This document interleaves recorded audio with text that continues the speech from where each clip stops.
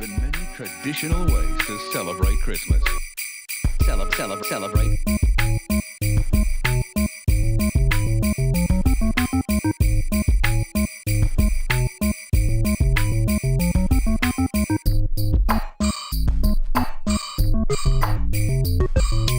There have been many traditional ways to celebrate Christmas.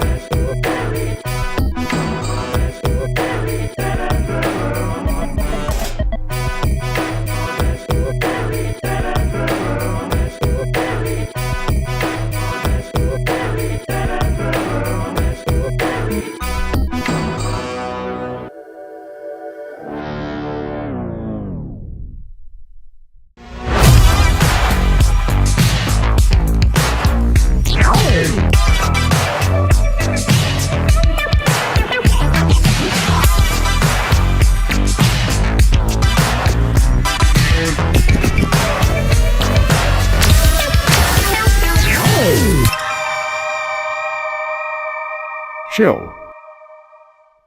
Merry Christmas, everybody. It's VFX and Chill. I'm Seth Worley. With me, as always, is Daniel Hashimoto and Michael Zalapsky. Guys, how are you today?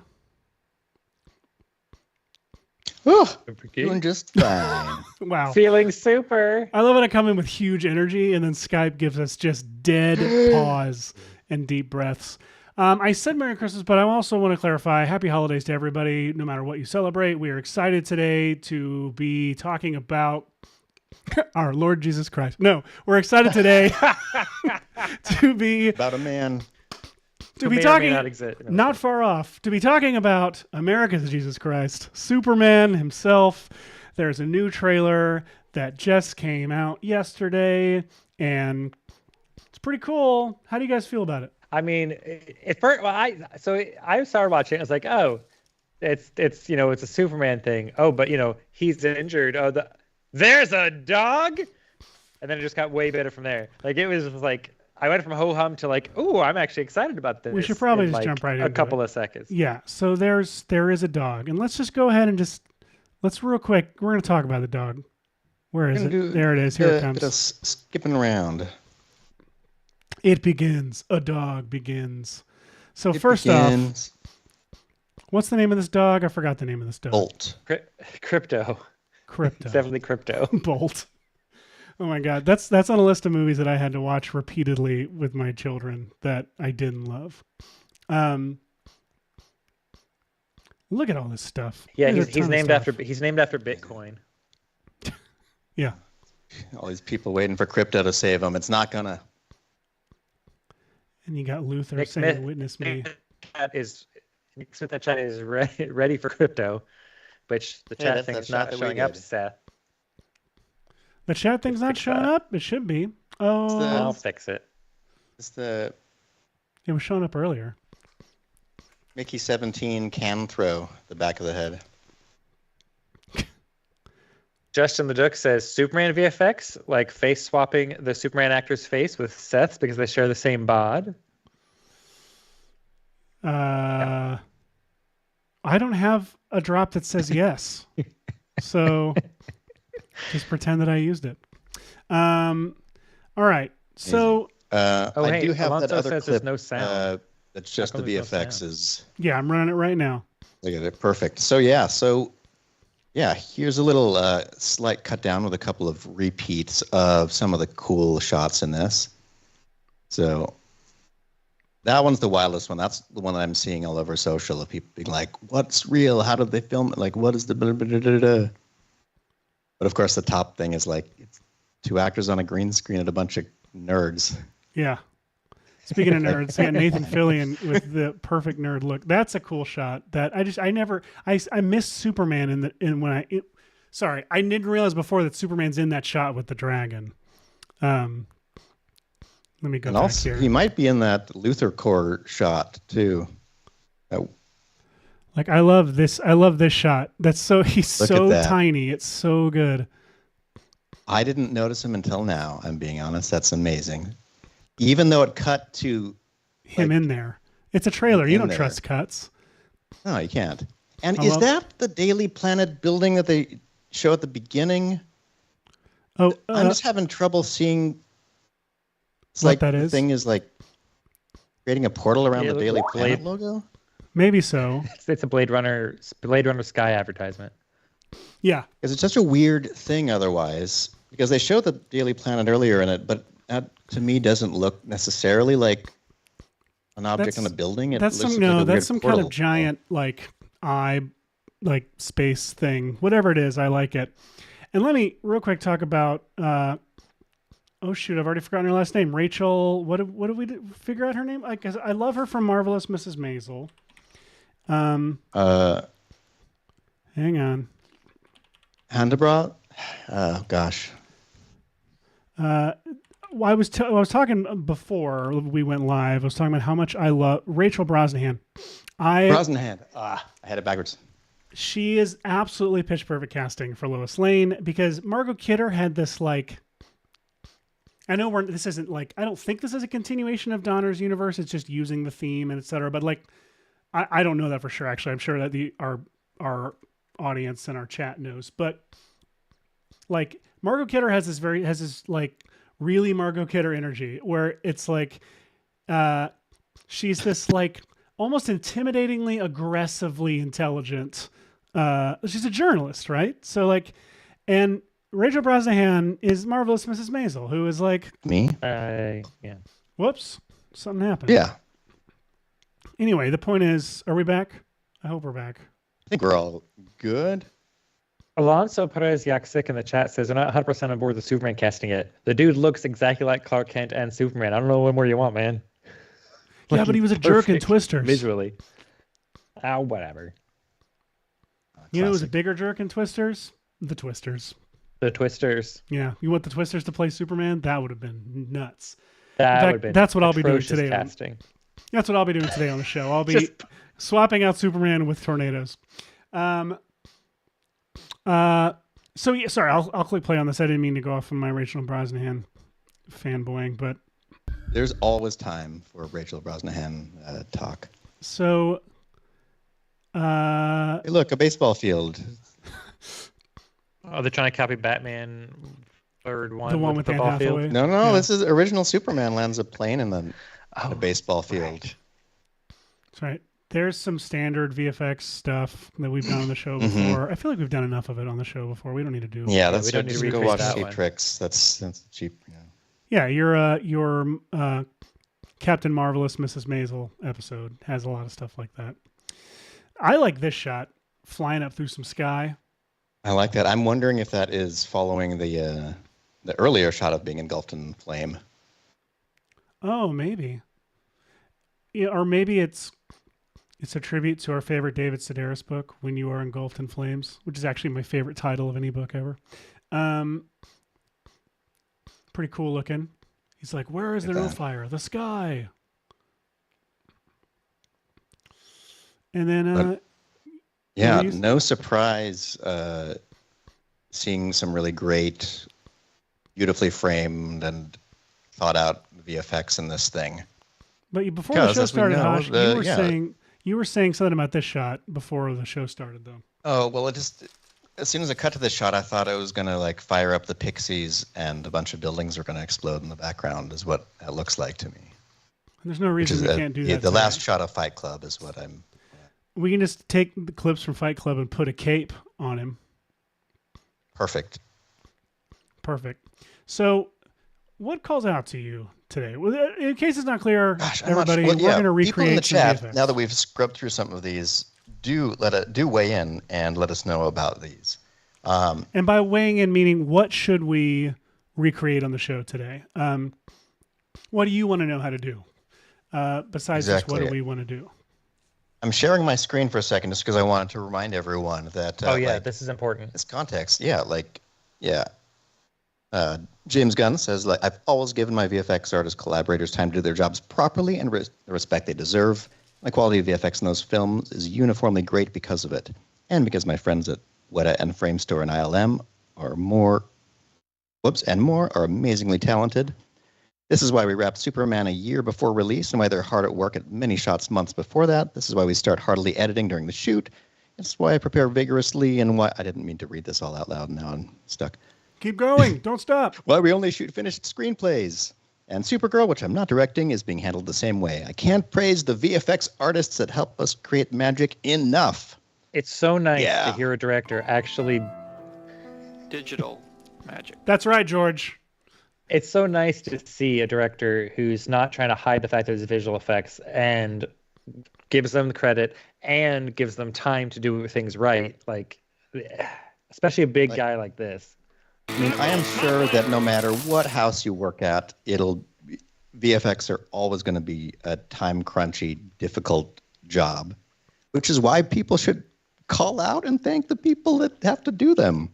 But yeah, this is impressive. I mean, Guardians 1, I know, was almost an experiment by Marvel to see how much of their production could be virtual and live in the same universe, and they knew that it was just like an arm they could cut off if it didn't work. And, it's exciting. All right. There are some suggestions in the chat already. Let's hear them. Jason Murphy wants us to create a photoreal crypto. That is a shout back. Shout back to our earlier episode from just a couple of weeks ago, where we were doing Talking Animals, and it featured a special guest called Jason Murphy. If you want to see that episode after we're done with this one, the link for it is in the chat. Lisa Sari says, thanks to the snowman exercise yesterday, we already know how to do something similar to the snow scene of Superman and Krypto. And yes, there was a very fun show that just happened yesterday. Good to see you again, Lisa. Snowy things. If y'all missed that one, it's quite fun. Very fun. I don't know where the replay of that one's at, or I'd put the link up for you. It's somewhere. Oh, there, I got it. Hang on. It's also in the chat. Building a snowman. That link's in the chat. It was quite fun. Artists from Perception and Maxon were working together to do snow visuals, which was quite good. Very fun stuff was made. It's definitely watching. A lot of cool tips in there. Yeah. Justin Leduc's a suggestion. Crypto Snow Trail looks like a sandworm. Maybe a dune sandworm shows up instead of the dog, which is a fun VFX and Chill sort of thought. And of course, then cut to Superman riding the worm, obviously. Freebie Chillbrother wants you to replace Krypto with a cat. Funnily enough, I saw an edit on that. I don't know if Seth, if you got that to show, but it was a funny edit someone made of that scene. I shared it in the Slack.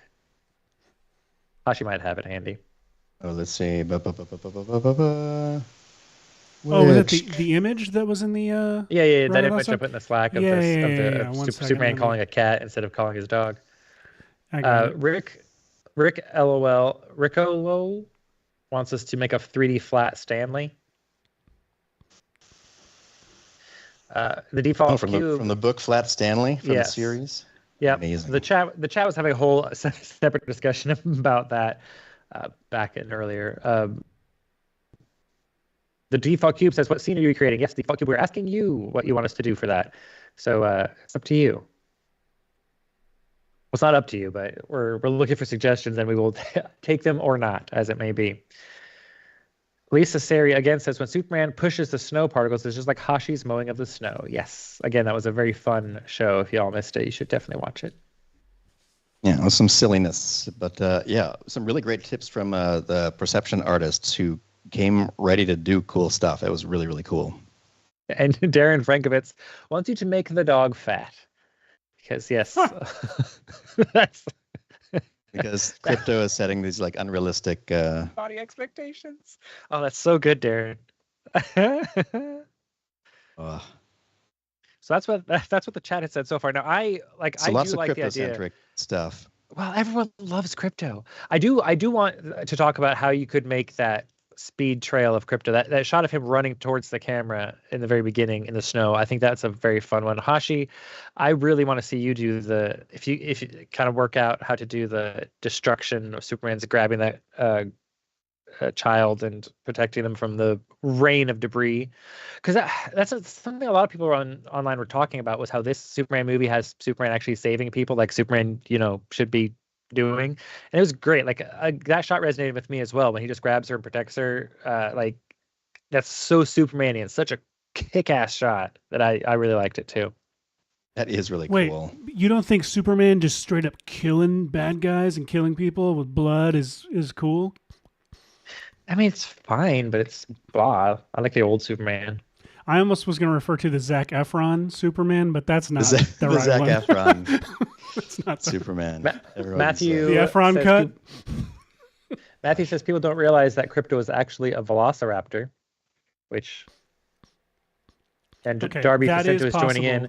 We could do Raptor head that. on crypto, please. Yeah, that's a good suggestion for But with Raptors, for sure. Or Just just replace it with a little velociraptor that just comes and... Or just I mean, that's the funnier version, but you could also just raptorize Superman as well. And I'm people not hate reading him. this out loud, but I'm putting it on the screen for you all to enjoy this comment from Frigby. Rickolol really wants to see a 3D flat Stanley. Like they're all about it. Why Flat Stanley? We've had that on the show before. That's been recommended before, and I probably the same person recommending it. And Alonso Perez wants you to replace Superman with Zac Efron. For the Efron cut. Yeah, Uh-huh. we can do it. If you haven't Goodness. seen, by the way, have I talked about it on this show? I've talked about it on my other thing.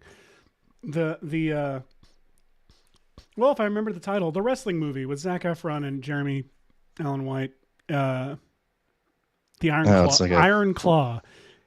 Efron's incredible in it, and it is a absolutely tragic but at the same time sweet and wonderful movie. And people should check it out while we're talking about Efron. Anyways, Superman, we are going to be doing. That was me trying to segue, and I ended up singing it by accident. So it's like I'm a child, just like. Anyways, Superman. Clearly, I forgot my medicine this morning. Superman. I'm also getting a lot of lag. Classic. For some reason. Oh, right. Oh, okay. You guys aren't just awkwardly staring at me. My computer's just lagging a ton. You there? Yeah, I am. I'm here. Okay. But yes, I think there was a healthy mix of you guys awkwardly staring at me while I made terrible jokes and my computer freezing up at the same time. So that's the VFX and Chill promise. absolutely it is. So here's what I'm thinking. We take a quick break. When we come back, we dive into some Superman shots. So we have a very short amount of time to figure out what we want to do. Okay, Hush? Perfect. Great. I'm up here, you moron! I'm gonna bash your brains in.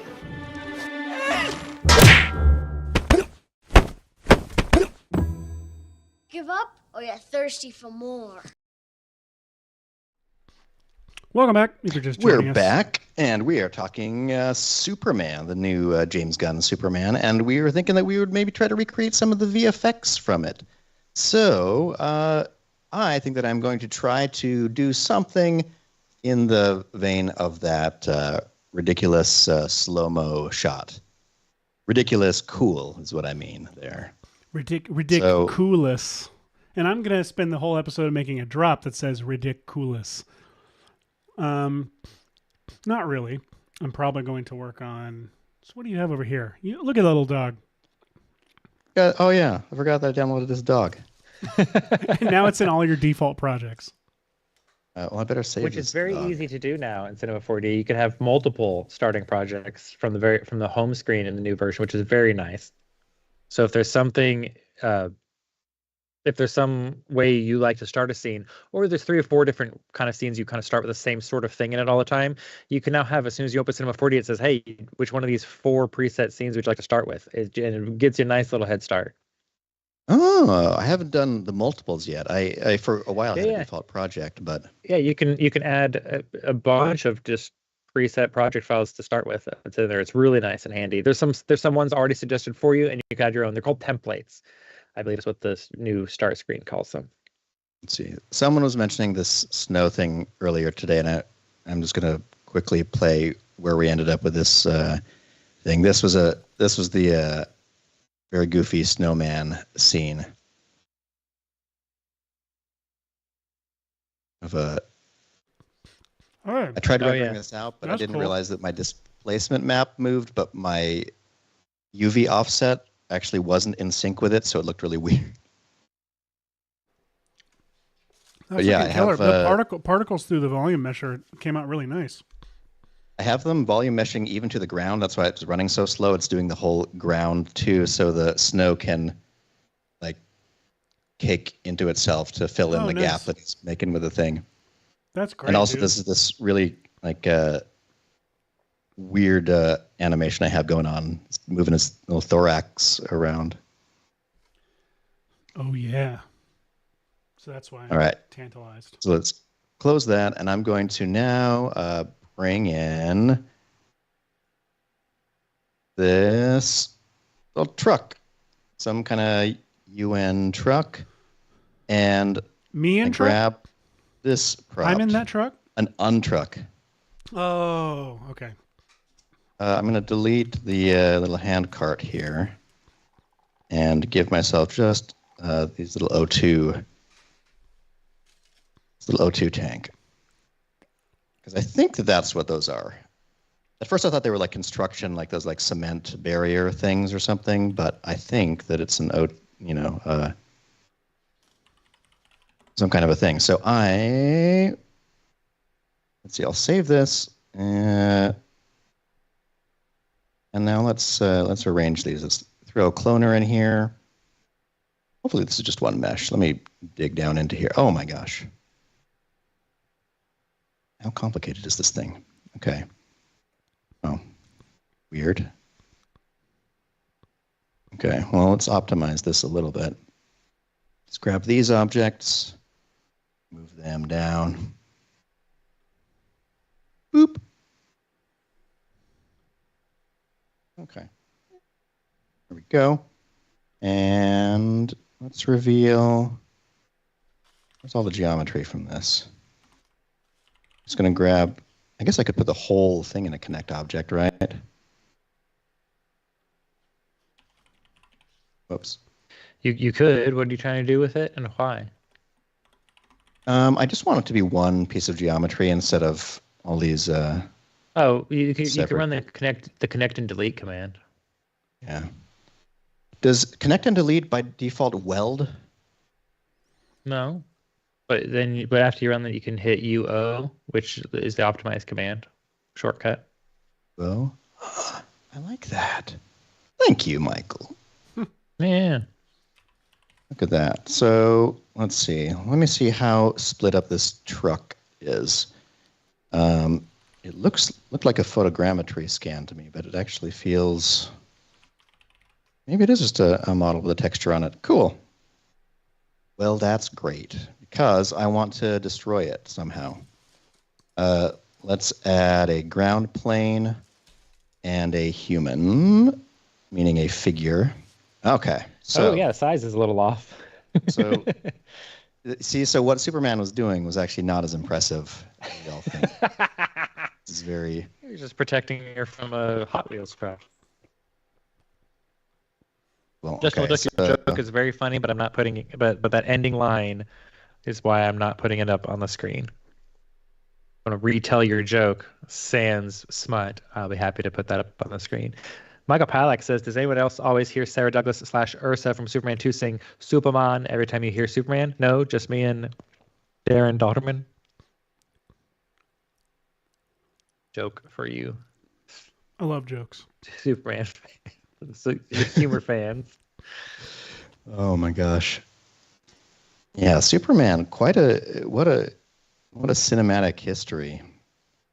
Let's see how. I mean, and not just film history, but a graphic novel history. Like the first Superman comic came out, before There's a before I comic? was born. I was going for the same thing.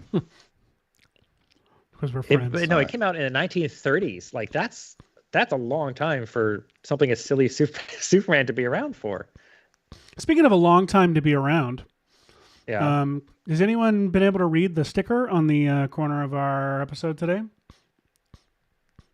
The chat hasn't mentioned it yet. Well, chat, get your freaking act together, because today... Let me tell you about my friend. A little guy by the name of Daniel Hashimoto, who today is XX years old. That's right. Solve for X. Double solve for X. I'm giving you no constants. You just have to solve the variables. This man, we love him. He's a year older today. His name's Hashi, and I prepared a little video for you. I didn't at all. I absolutely did not. You prepared an amazing birthday video for me, and your video for me was for Tiff, and it was incredible. And I did not make you a video at all because I'm terrible. But listen. But what I did was how to reset the scale on an object. I thought there Well, see, because he celebrated Jesus' birthday on the 22nd. Why? There's a lot of birthday Hashis in the chat. Thank you, everybody. From Jason Murphy, Darren Frankovitz, John Birmingham, Justin Leduc, all wishing you a happy birthday, Hashi. Aw, thanks. And Brian as a Smith said, happy birthday. present, And someone let me know how you reset the scale on something. I thought that there was a reset scale. There's a command. reset transform command. Yeah, it's in the commander. Do the commander thing. Well, how come it doesn't come up when you type the word reset? That's not what it is. It should reset transform should be a command that comes up when you search for it. I always type transform. Like or I want like to. that. Do I need to freeze it first and then? What exactly are you trying to do? I just want this oxygen tank to be the right size because if I put it in a cloner, it was making it. Oh wait. Maybe Put it in a null object first. Put it in a null object first. That's what the problem is. Why? So because transforms of an object are not reflected in the cloner. So put it. Stop what you're doing. Make a new null object. I know. Oops. Put that in the null object without the null object being transformed.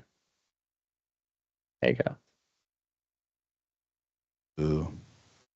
It works that way for a reason. No, I know. How many do we want? All right, so yeah, I'm putting a bunch of O2 tanks in this little cloner here. Gonna fill up this cart responsibly. Say like here and while you're working that out, Buster Barnes says that they thought all the visuals and effects in the trailer looked great. I think a lot of people who are hating on it online were just haters before the trailer even ran. Yeah, I agree. The trailer, we loved it. Thought it looked great, and yeah, you're correct.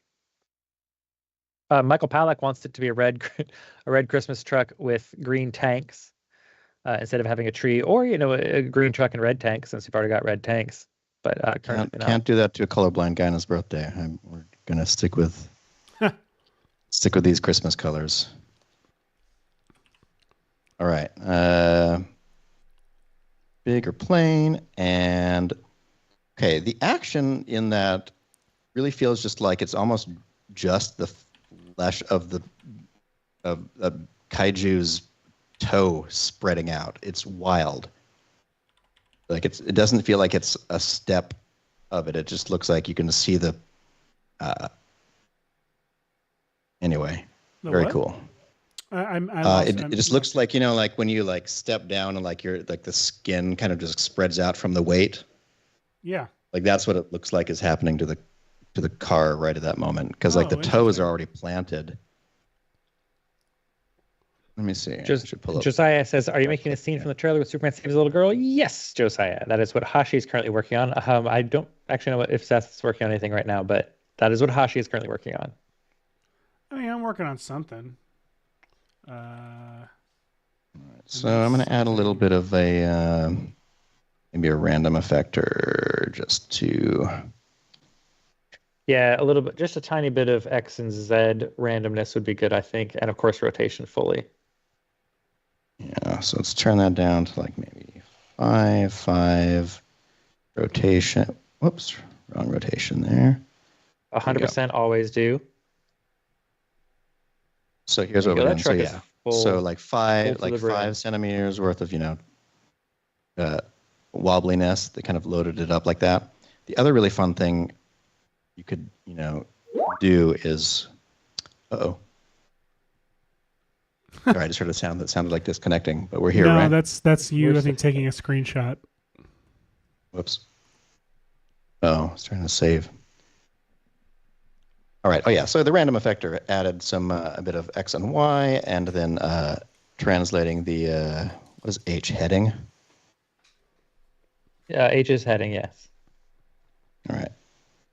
Turn that up to Pitch- 180 so it Pitch, can bank, and heading. rotate like that. And then what are we going to do next? Let's. Oh, hey, Stefan Caretti is in the chat. VFX Stefan, supervisor on Are Superman. you kidding me? Hey, Stefan. What the heck? Welcome. Stefan. Happy holidays to you. Thanks for joining in. We Yes, love it. absolutely. Happy holidays. And we I very much had- love your show. I have you pulled up here so we could talk about you during the show. 'Cause I'm a stalker. Perfect.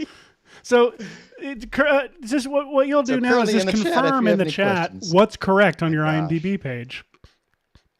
Here we go. Well, Starting with welcome. We're honored. We got to have you on to talk about this. we really should have thought about reaching out to people and asking if they wanted. But I mean, I guess people can't really. They're all on NDAs. The movie's not out yet. But Yeah. this is very, very exciting. We love having experts in the chat listening to us ramble on about whatever the hell we're doing. Oh, and we have Caleb Natala in the chat as well. Didn't realize that we had this new channel. We do. Welcome, Caleb. Yes. Welcome to the VFX and Chill channel. And for those of you who are joining in on other places, Max on Trinity YouTube channel, Max on YouTube channel, etc. We are in the Red Giant YouTube channel. We're streaming to all of them, but the main bulk of the chat is happening over here on the VFX and Chill YouTube channel. If youtube.com/@VFX and Chill. That is a place where the main chat is happening. And please don't forget to like, comment, subscribe, all that kind of fun stuff, so you get all this VFX goodness in your inbox. And Stefan, how am I need to know, am I pronouncing your, how is this name pronounced? Is it Stefan, Steven? Yes. Well, anyway, everything on the IMDb page is correct, that they say with a wink. We did it. We confirmed it.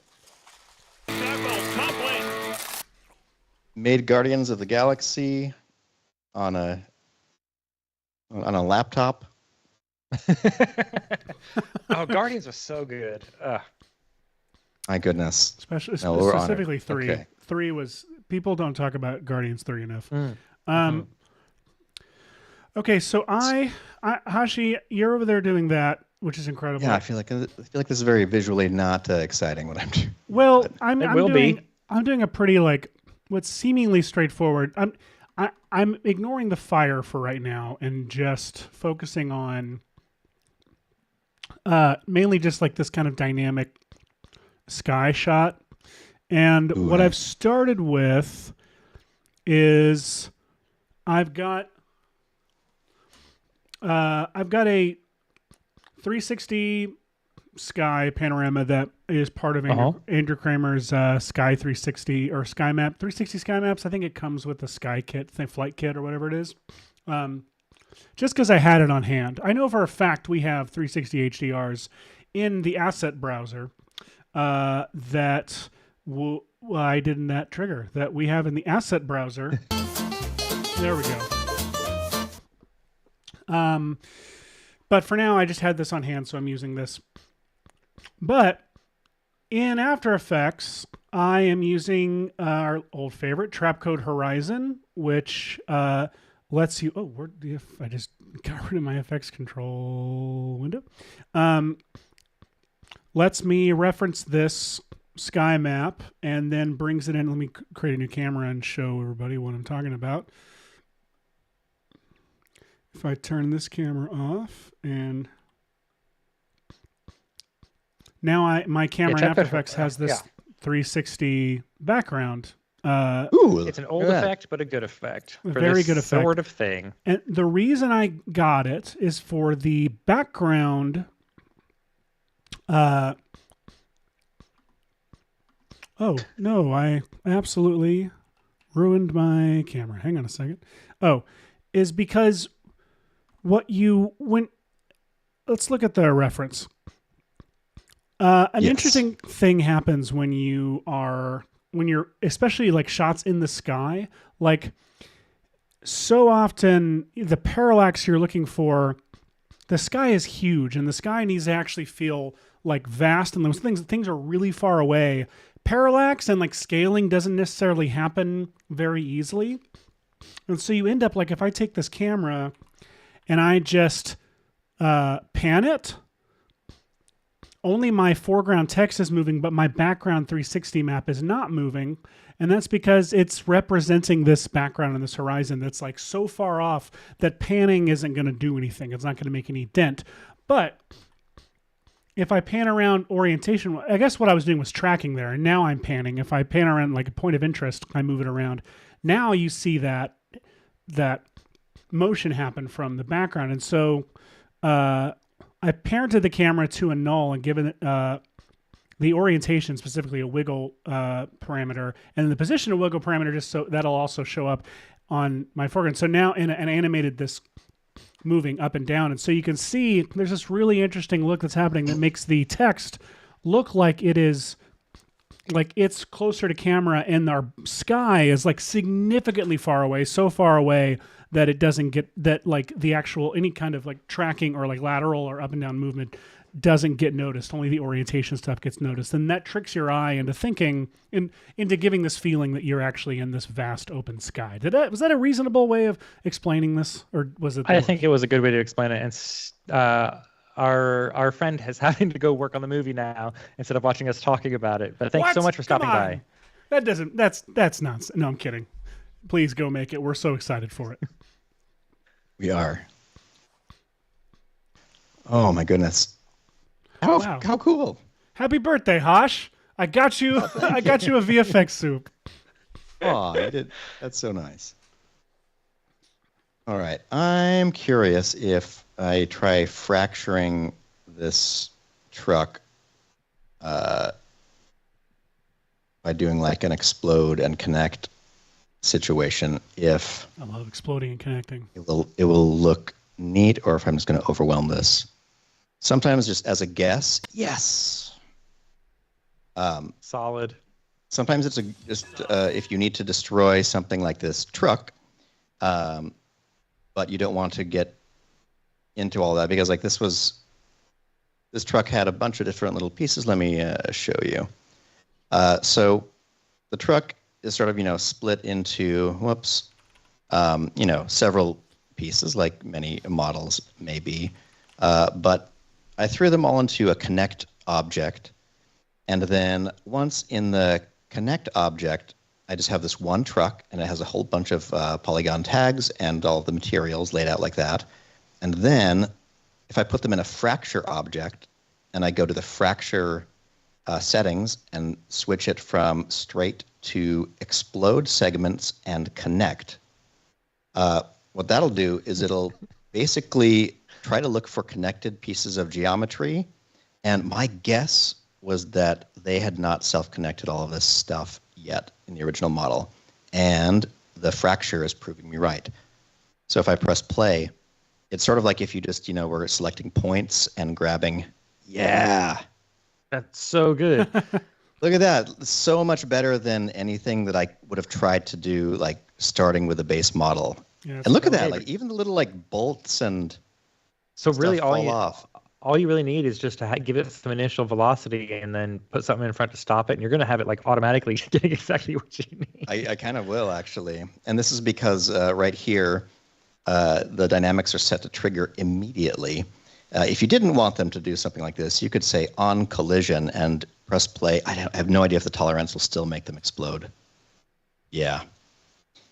They're kind of overlapping, and so they're just trying to get out of each other's way. It's possible that if I went to the collider tag and lower to the margin, thickness and stuff like that, you could deal with it. But it does actually explode immediately. So I'm just going to deal with it. Let's go to the project settings. I'm going to switch it to 24 frames per second.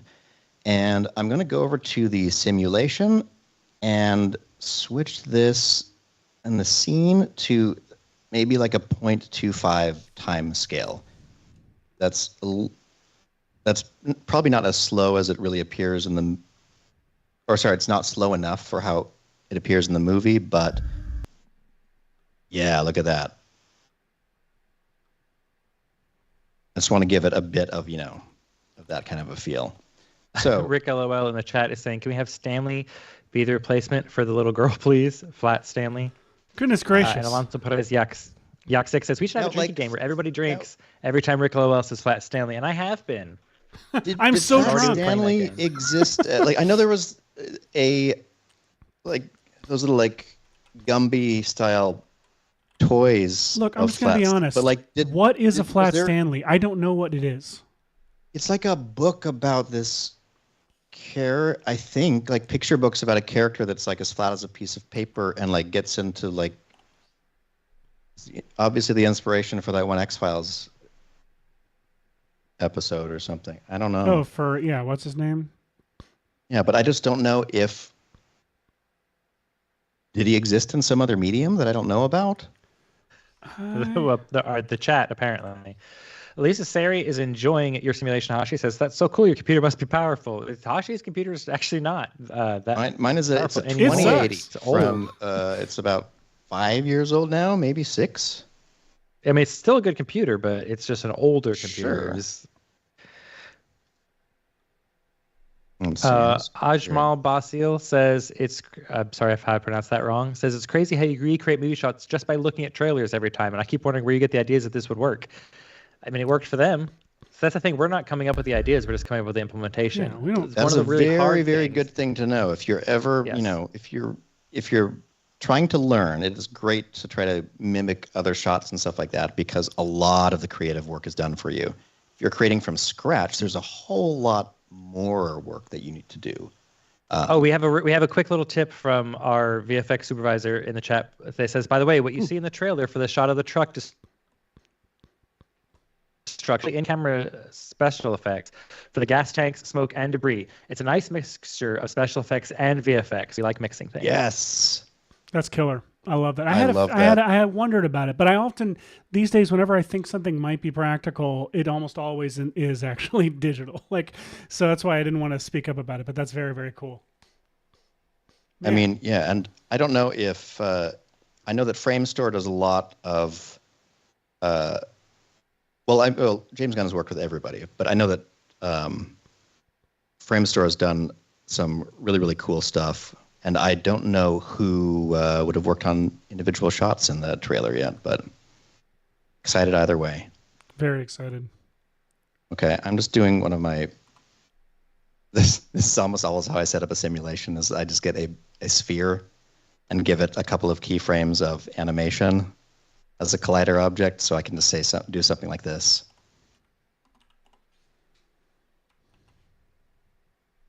Look at that. I am not displeased with this.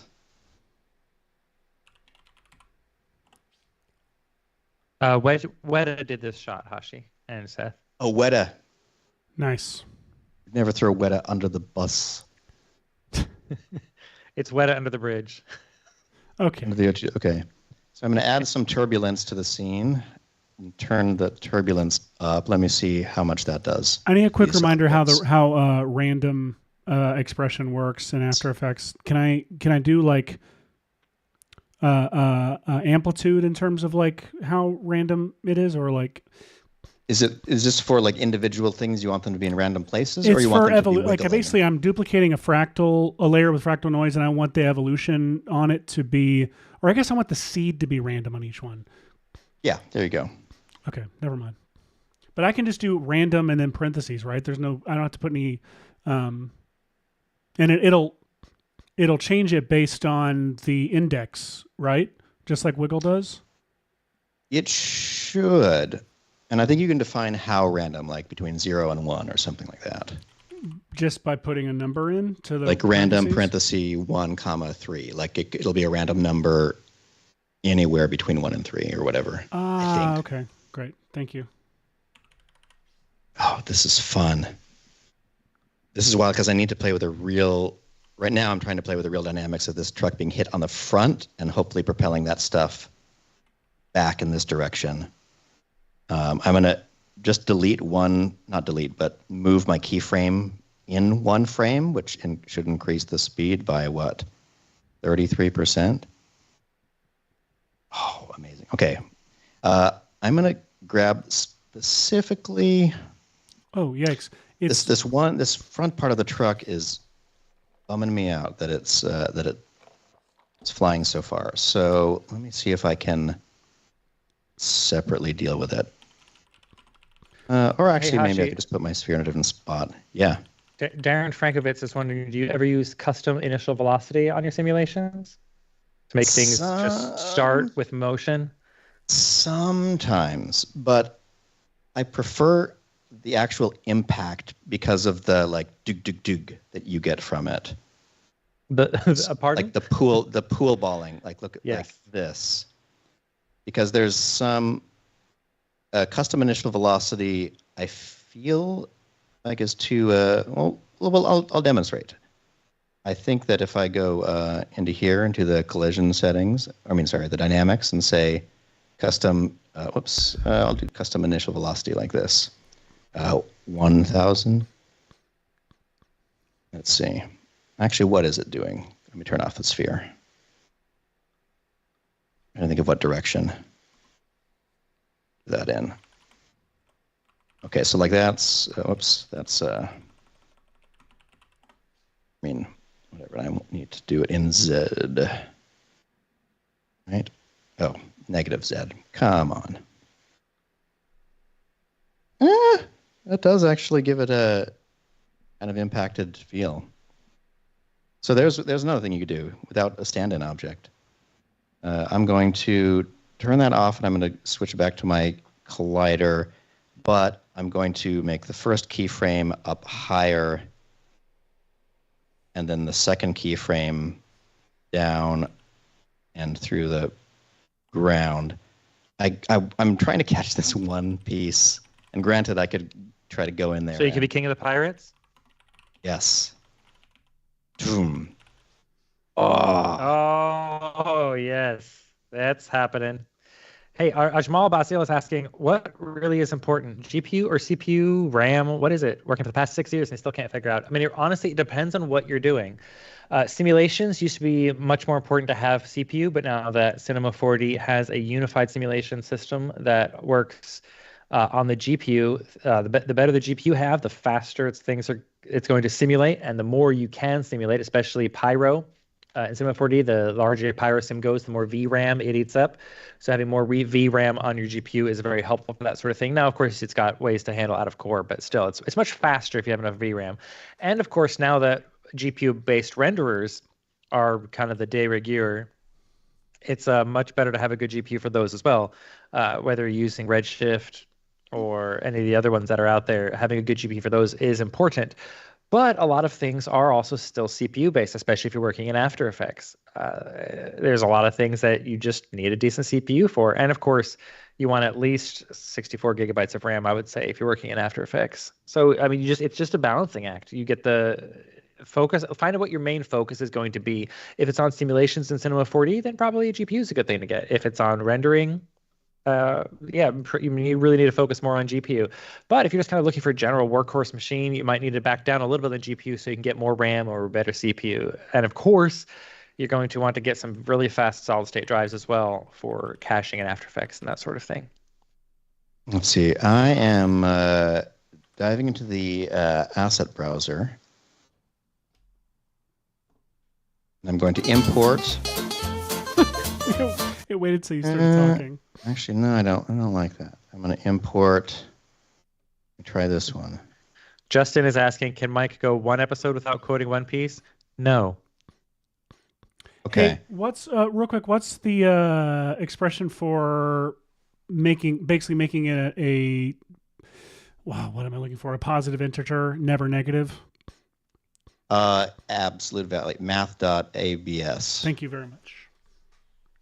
We've got this baby angel.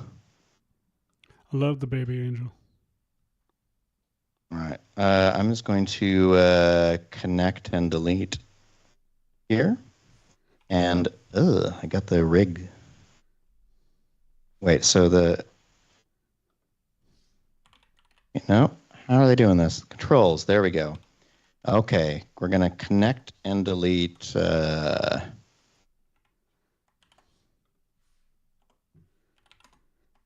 Oh, so hey, now I've got this there's cartoony boy. Jamie Hashimoto in the chat is saying, happy birthday, Hashi. So happy birthday Thank from you, Jamie. Jamie. Lisa says that research is ongoing for the best computer because Lisa's thinking about getting a new computer. I will say, if you're doing research on what computer is going to be best, look at Puget Systems website. I'm not saying buy a Puget system, although you probably should. They're great. But they've got research that they just give out for free that they've been doing on After Effects and Cinema 4D and GPU renderers like Redshift. And they say specific, like they put same computer, but then swap out the GPUs, and they do all these tests, and they can tell. So if you do research, just looking at their white pages, you can find out exactly what CPU is best for certain tasks, what GPU is best, what kind of RAM. Like they've done all the testing for you because they've got all these computer parts around. And so even if you don't buy from them, but again, you probably should because they're great. But even if you don't buy from them, they're a great place to go to learn more about what computers actually do in real world projects.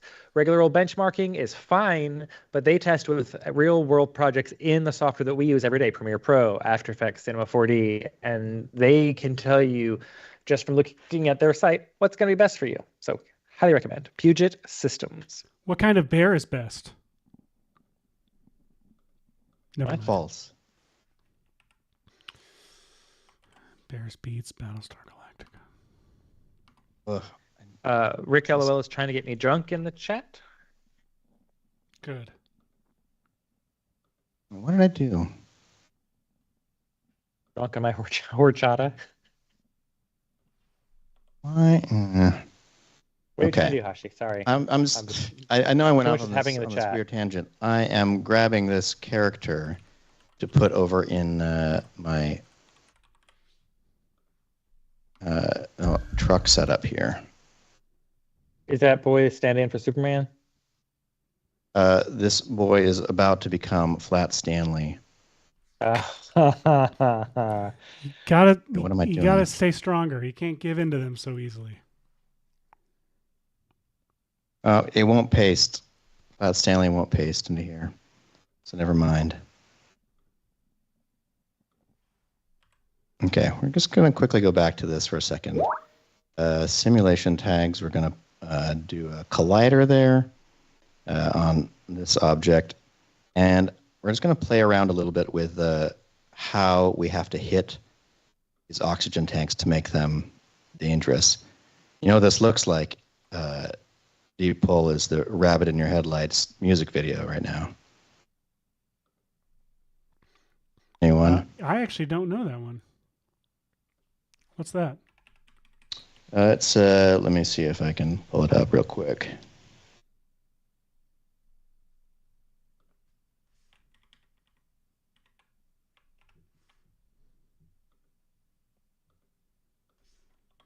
Neat little I knew it wasn't Radiohead. Tom York. Go poopies. And let me see. I'll try to one of those like silly concept. A guy is walking down this tunnel, but it's very dangerous because there's all these cars there, so you're very worried about him the whole time. And then, spoiler alert. Oh yeah. I have not seen that one.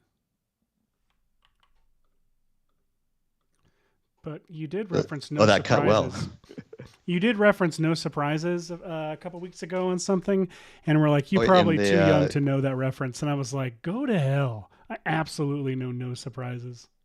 I didn't know if you knew No, Radiohead the way that The way that you know Radiohead. way that I do. hey Hashi, if you want the tanks to have to be a little bit different, you can add custom mass to them so that they're heavier if you would rather like them to, or lighter, depending on how you want them to fly in your scene. Wait, what did I just do to the tires? Come back, tires. It's something. The tires disappeared. Oh yeah, that's a good point. I could make the truck heavier and them lighter. Depending on how you want them to fly, yes. Yeah. Okay. So yeah, It's good something point. that a lot of people overlook in simulation stuff is they just, I mean, I know you know this, but it's important to get some varied mass on stuff because Cinema 4D kind of gives it a mass based on its size and whatever, but some Yeah, things like look the at same that. size Just are heavier than others. Making the Yeah. truck heavier than the tanks already gives them just this crazy amount of lift like that. That's an insane amount of force. All right, I'm gonna spread out my collider by one more frame. Just the keyframe down at the bottom. I'm just dragging it wider. It's actually behind Alonso's quote right there. So look at that. Okay, I'm getting too much lift. What if it went upward? Does that send it forward? There we go. Yes. Okay, finally have the... All right, I'm going to make the oxygen tanks just a little bit heavier. Let's try a custom density of like 2.1 on them. Okay, that still flies them Oh, excuse good me. amount.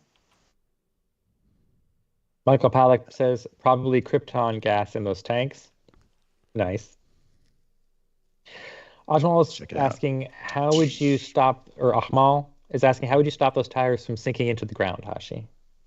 Oh, that is a silly little error. It may be because they're actually already through the ground. Yep. And that one of the things that I could have done ahead of time is if I had grabbed the truck here with the dynamic place tool, I could grab it like this and then set it on the ground. Wait. Oh, does it not want to because of my fracture? Yeah, Settings. probably. Oh, there we go. Move the fracture object. Okay. See if I just click it like this? Watch. See the truck just adjusted itself a teeny bit? That should put it above the ground. The second thing that might be happening is there's so much velocity from this that the refresh rate for the simulation might be getting in the way. So let me play and see if stuff still sinks through the ground. Actually, that dynamic place solved a lot of it. And I can peek under the ground. So yeah, I still do have stuff going down under the ground with this. So what I could do is I can go How many Control D divisions to my are on your project ground, Hashi? simulation. Say it again. How much? You know what? I bet there's how many not very polygons? many. You I think this is probably the need more default polygons. plane. Oh yeah, you need. Plane. Let's turn this up to 64. You want to go as low as you can get away with. I'm also Probably going off to the go dynamic to place my tool, by the way.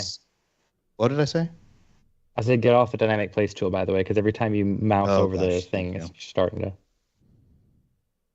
All right, so I'm going to go back to my project settings simulation. Right now there are 20 sub-steps and 2 passes for collisions.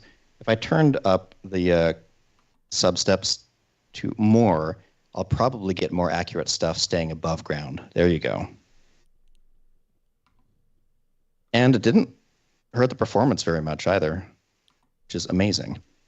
So let's slow down this collision sphere. Actually, maybe I could slow it down by adjusting keyframe 1 a little bit to be a little closer. That'll slow it down, right? Okay. Still too fast. Fine, I'll spread out the keyframes by 1 frame. I wasn't getting enough now, I'm getting way too much. Let's just go add some weight to both of these objects. We'll say the truck weighs 40 and the tanks weigh 10. Still a lot. I can't tell if I'm getting more when I increased the substeps. That would be weird, right? Not necessarily. It could mean it's hitting it more heavily than before because it's contacting it correctly. Oh yeah, that's a good point. You know what? I'm going to go back because actually it's slower having more substeps and I don't really care. Okay, so those are going very high. Don't forget to set the keyframe. Oh, you have auto keyframe turned on, don't you? Like a maniac. I sure do. I'm a maniac in this way. Can't handle it. I do. You got to try it. All right. I will say, for this kind of tweaky setup that you're doing right now, it does make sense, but it still frightens me. This is a ridiculous amount of playing around with this. Oh my gosh. I feel like I'm getting farther from my destiny instead of closer. Well, meanwhile, I've got some fun cloud stuff. Yeah, what are you up to? So, It's working on this one simulation. Oh, look at Sorry, that. everyone.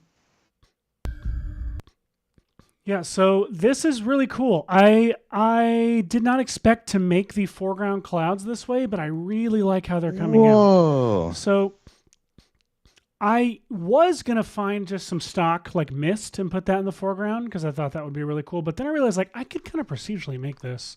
And so what I have is, let me find one of these and just turn all the layers off. So I've got,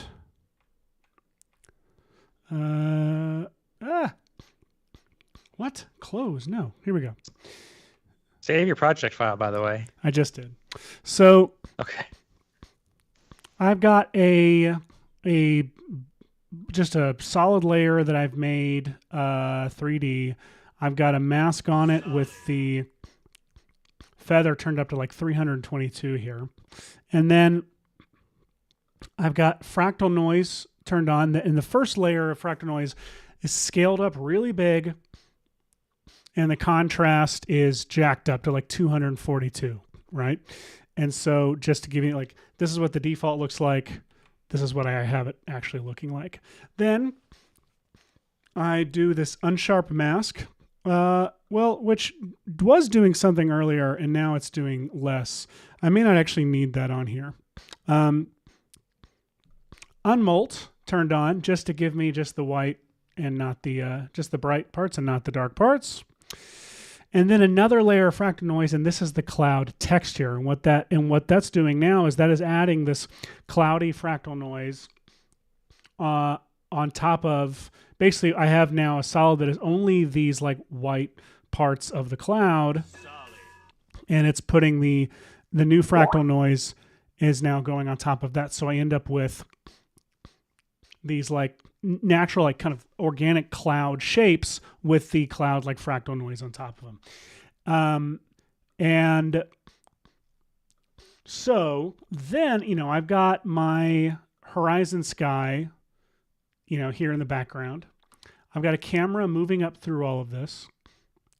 So the trick here, first off, is I have on the opacity, I have an expression here that what it calculates the length between the comp camera and itself, and essentially it says if the length between the camera and itself is above 1,000, keep the opacity at 100.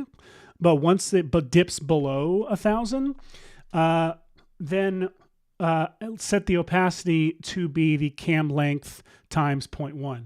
So once the length, like basically as it gets closer to camera, once it's less than 1,000 between itself and camera, it will then start, the opacity will then equal the length, but obviously divided by 10. So it goes from 100 to 0 instead of 1,000 to 0. And so what that does is that creates this organic, as it gets closer to camera, the opacity, it fades out, or at least it should. It doesn't seem to be doing that here as well. I'm not sure why, but here we go. So now it's not just like it's not just shutting off all of a sudden. It is fading out as it gets closer to camera. And then here is the fun part. So on each of these fractal noises, on the first one, I go to evolution options, or maybe I don't on this one. Let me see. It's just on the second one. I should do it on the first one too.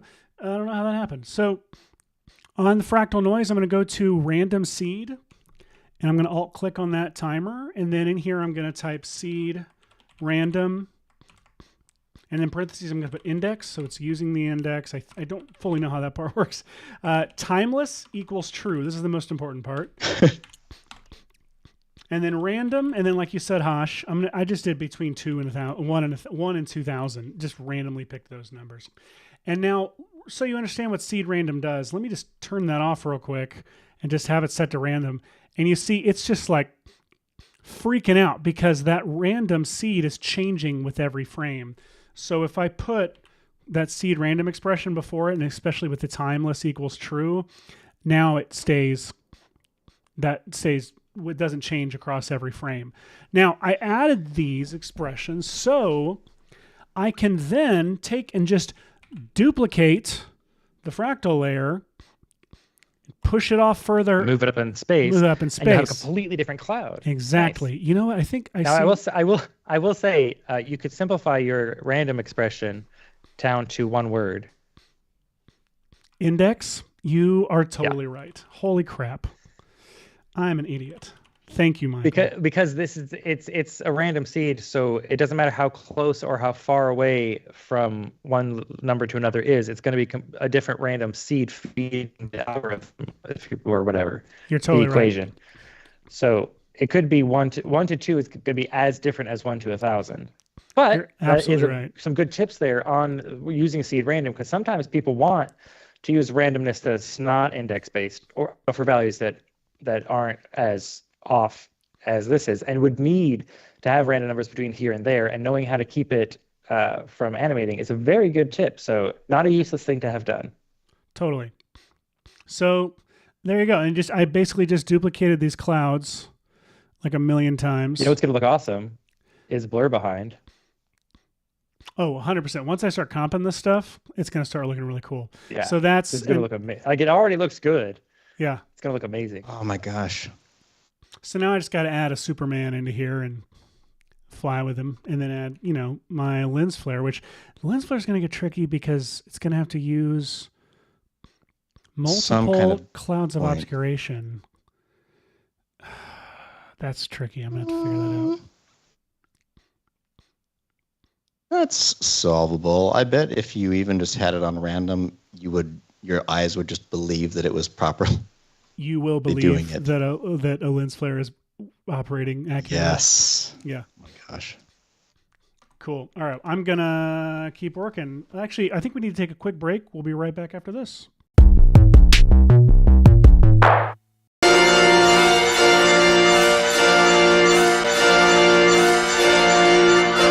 hope that's not a hostage.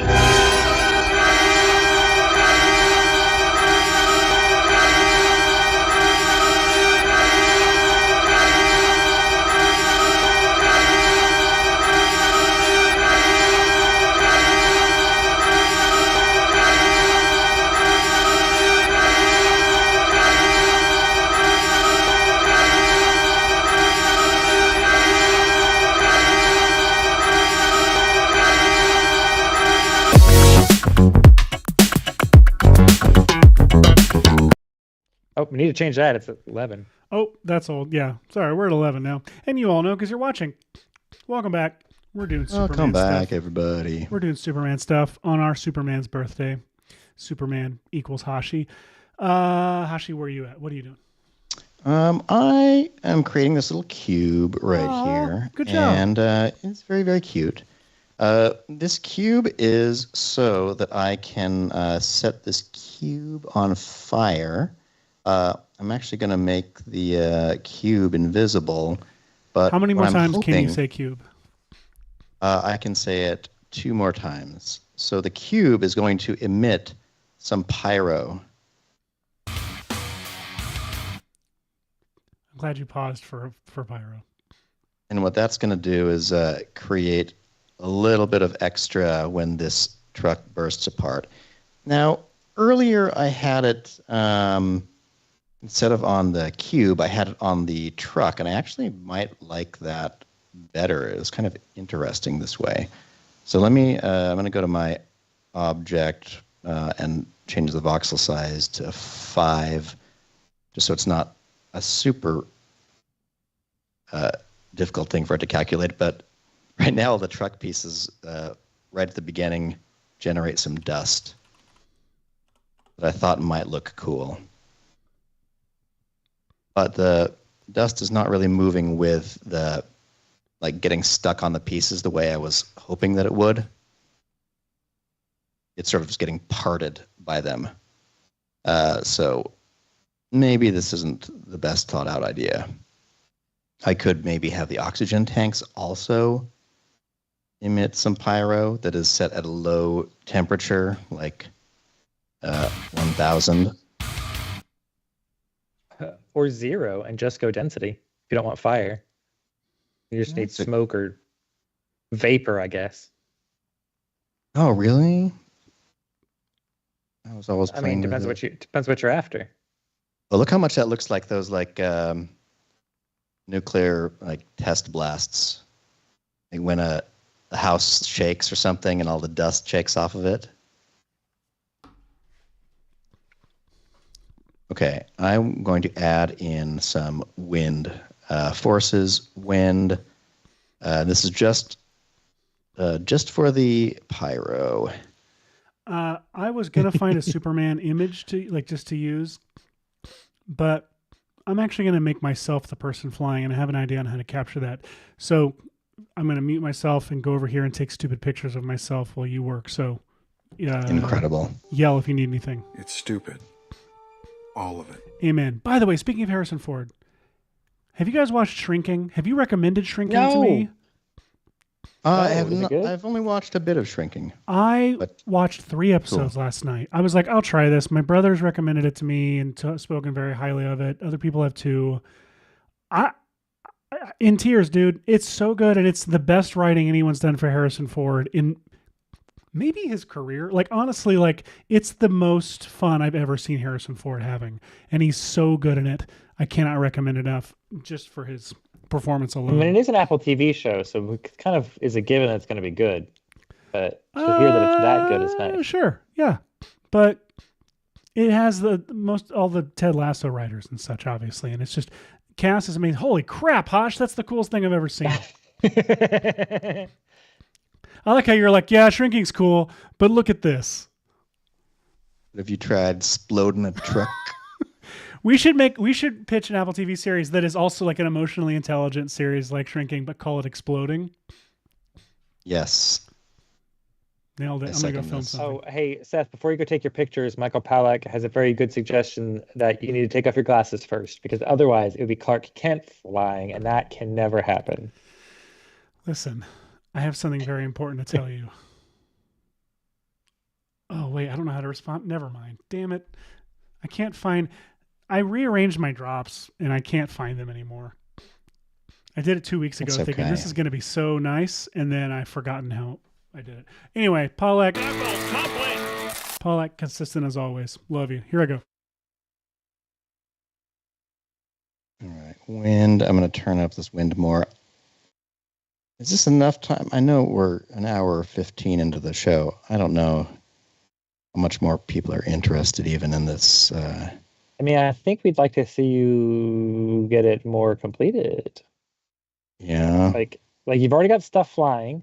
You're gonna have the dust. You're gonna have the smoke and stuff. Next, you need a particle system to have all the little debris that you're gonna clone. Simple geo shapes onto. Yeah. I'm gonna turn off. You're so close to there. Thank you. I'm turning off my smoke for a second, just because I want to just watch the sim happen properly. Oh, that's so good. Excellent. So let's see. Let me see if I add a little bit more turbulence, if that makes it too wacky. Not bad. Let me try playing with the scale of the turbulence. This is good, but not enough just straightforward motion with the tanks, because it's really such an outward motion in the trailer, or lateral movement, right? Very lateral, yes. They're all moving. There's almost no lift.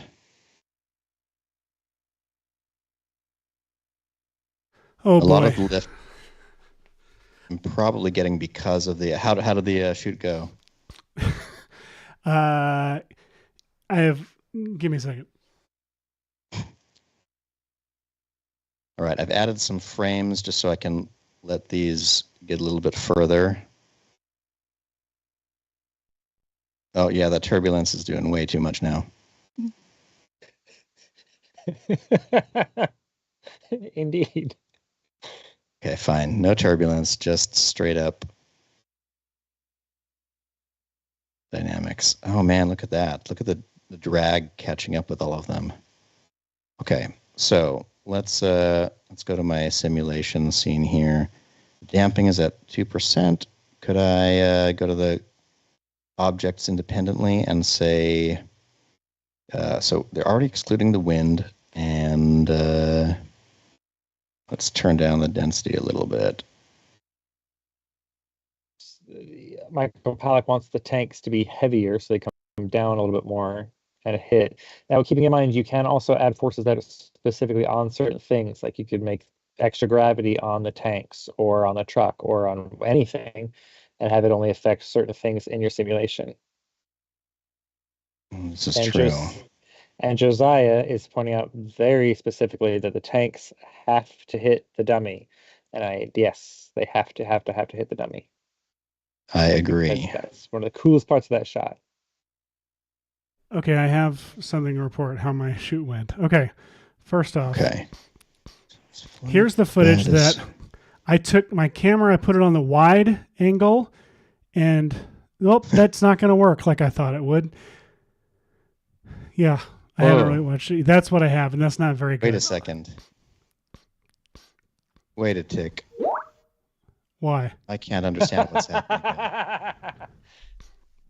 For those of you who can't hear that sound, Hashi just took a screenshot of the Skype window, so he's now has this image. How do I keep doing that? I don't think I'm even clicked into that. But okay, so I took my phone, put it on a wide angle, put it on the ground, and then jumped off a table and jumped over it. Now, I'm too close to the camera. It looks like I'm up close with a wide angle lens. It's not lit. It's this isn't going to work, right? But more importantly, I'm now going to show you footage from my Ring camera of how that jump actually went. I love this. I didn't think this through. Okay? All right, so here I am. Oh, yes. I'm going to get my table. All right, you Google Street View location finders. Congratulations. You know where Seth lives. I put my phone on the ground, and here we go. Send drinks. Jump. Oh, look at that. My knees immediately gave out. That was a reasonably successful skater roll, though. And now I am absolutely humiliated. That isn't amazing. So there we go. I got to figure out another way to do this. Oh, I know. No one said it had to be me. I'm going to make it a toy. You got a VeggieTales figure over there somewhere? Well, I've got Jay from Men in Black, who already has he looks like he's flying through the air anyway. He's got his tie flying all over the place. I've also got Steven Spielberg. Who wants to see Will Smith, and who wants to see Steven Spielberg? I think Vote I've in the answered it. chat. And while you're thinking about it, Michael Powell, Justin Leduc says, Michael Powell, I'm gonna miss you during the holidays, bro. Too bad there's no other medium for us to stay in touch aside from this weekly stream chat. And yes, that's correct. Sadly, you none of you will be able to talk to each other for a couple of weeks because Aw. we are taking Are you some guys holiday friends? time off. Are you guys friends outside of our show? No, That's so they only sweet. chat in our show. That's the problem. Oh, we are the connecting. Yeah, Michael says he's going to write to him in long Civil War era prose. Yeah. Which is going to be lovely.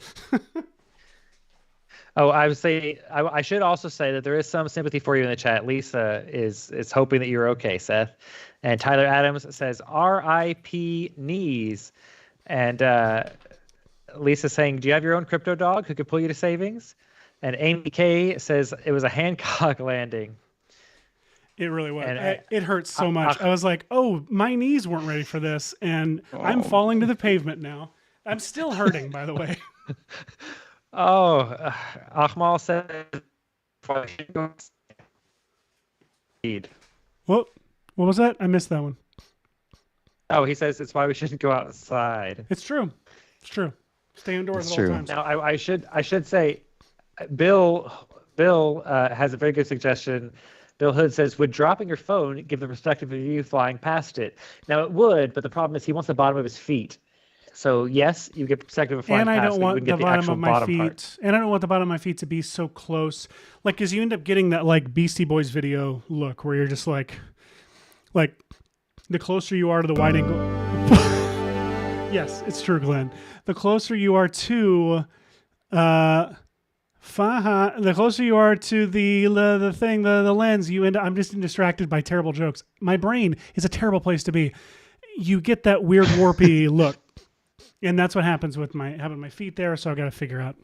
I think Spielberg is the right way to go. That or we can do the James Gunn reference and we can have Star-Lord. Let's see, Spielberg from Nick Smith, Spielberg from Mr. Keyframes.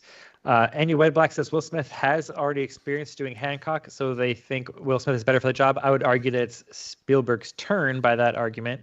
And Tyler Adams says Will slapped a dude, but Stevens shot a Triceratops allegedly. So there's chances either way. We don't know how he killed it. We don't know how he killed the Triceratops. We just know that he did. It's dead. Yeah, that it's dead. Mr. Keyframes is also saying, hey, can you kick up the ladder if Max can do some kind of holiday sale? No. Because that means we have to do extra work, and we are planning to take a break for the holidays. So no, there already was one. Go away. No, Maxon had a Cyber Week sale for Maxon One, and Redshift and ZBrush. So if you didn't hop on it at the Cyber Week, sorry, I don't know what else to tell you. Oh, you could upgrade the Cinema 4D that comes with After Effects for free. I think the sales team can get you a discount for upgrading the Cinema 4D that comes with After Effects into the full-blown one or into Maxon One subscription. So there is that possibility for you. And of course, if you're a student or a teacher, you have a massive discount available for you. And if your school has laboratory licenses, you can also get free at-home licenses through your school because your school gets licenses to give you when they buy laboratory licenses for Cinema 4D or Maxon One tools. So there you go. That's some good info. Speaking of all the simulation stuff, Josiah is asking, why are we trying to base real-world physics on a man who can fly? Because you're supposed to believe that a man. Yeah, the promise is that we'll believe it.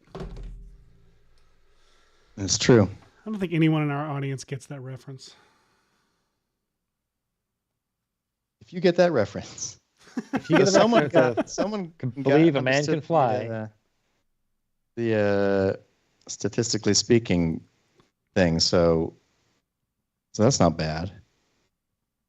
Hey, we got some studios in the chat. Rhodes Studios Productions is saying hello, and so is Superstar Mario Plush Films. So hello to all of you. I know we've got some folks watching from all kinds of places today.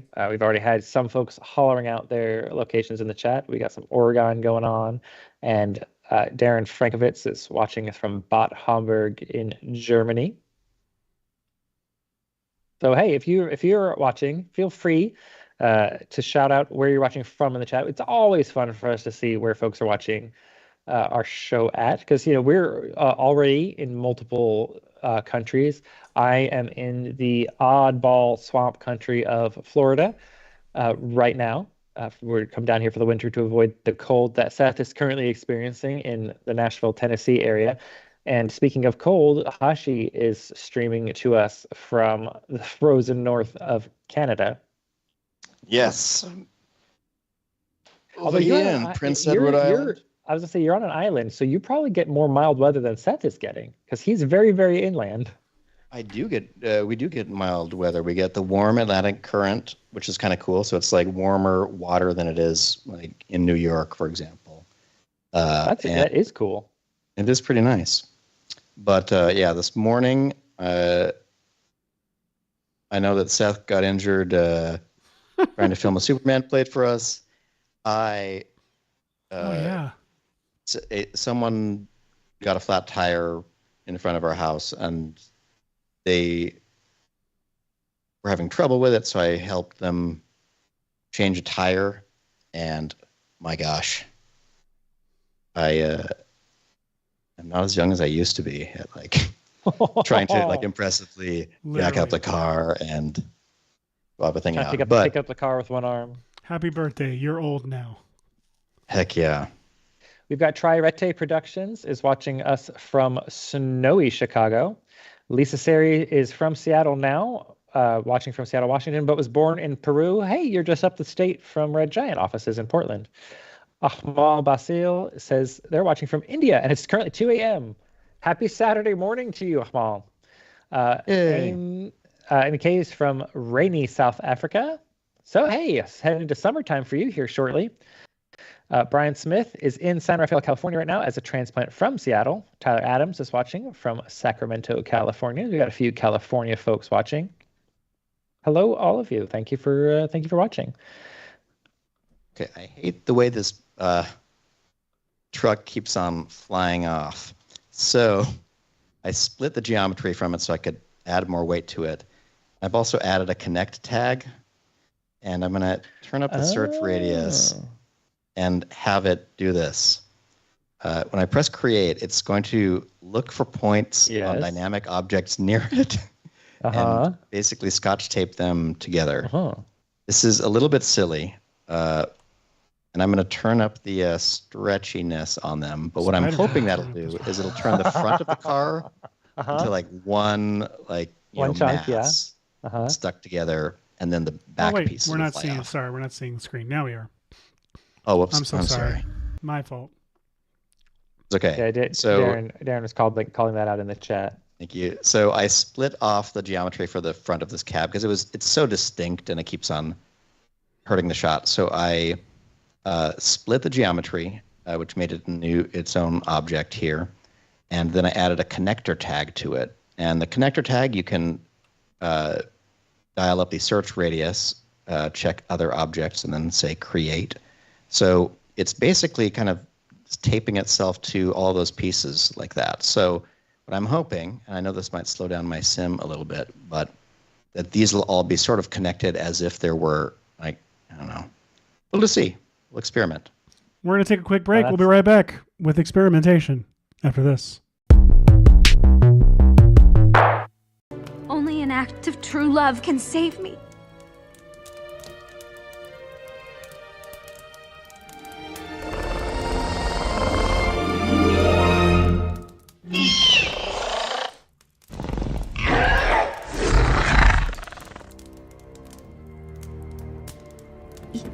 You said you did.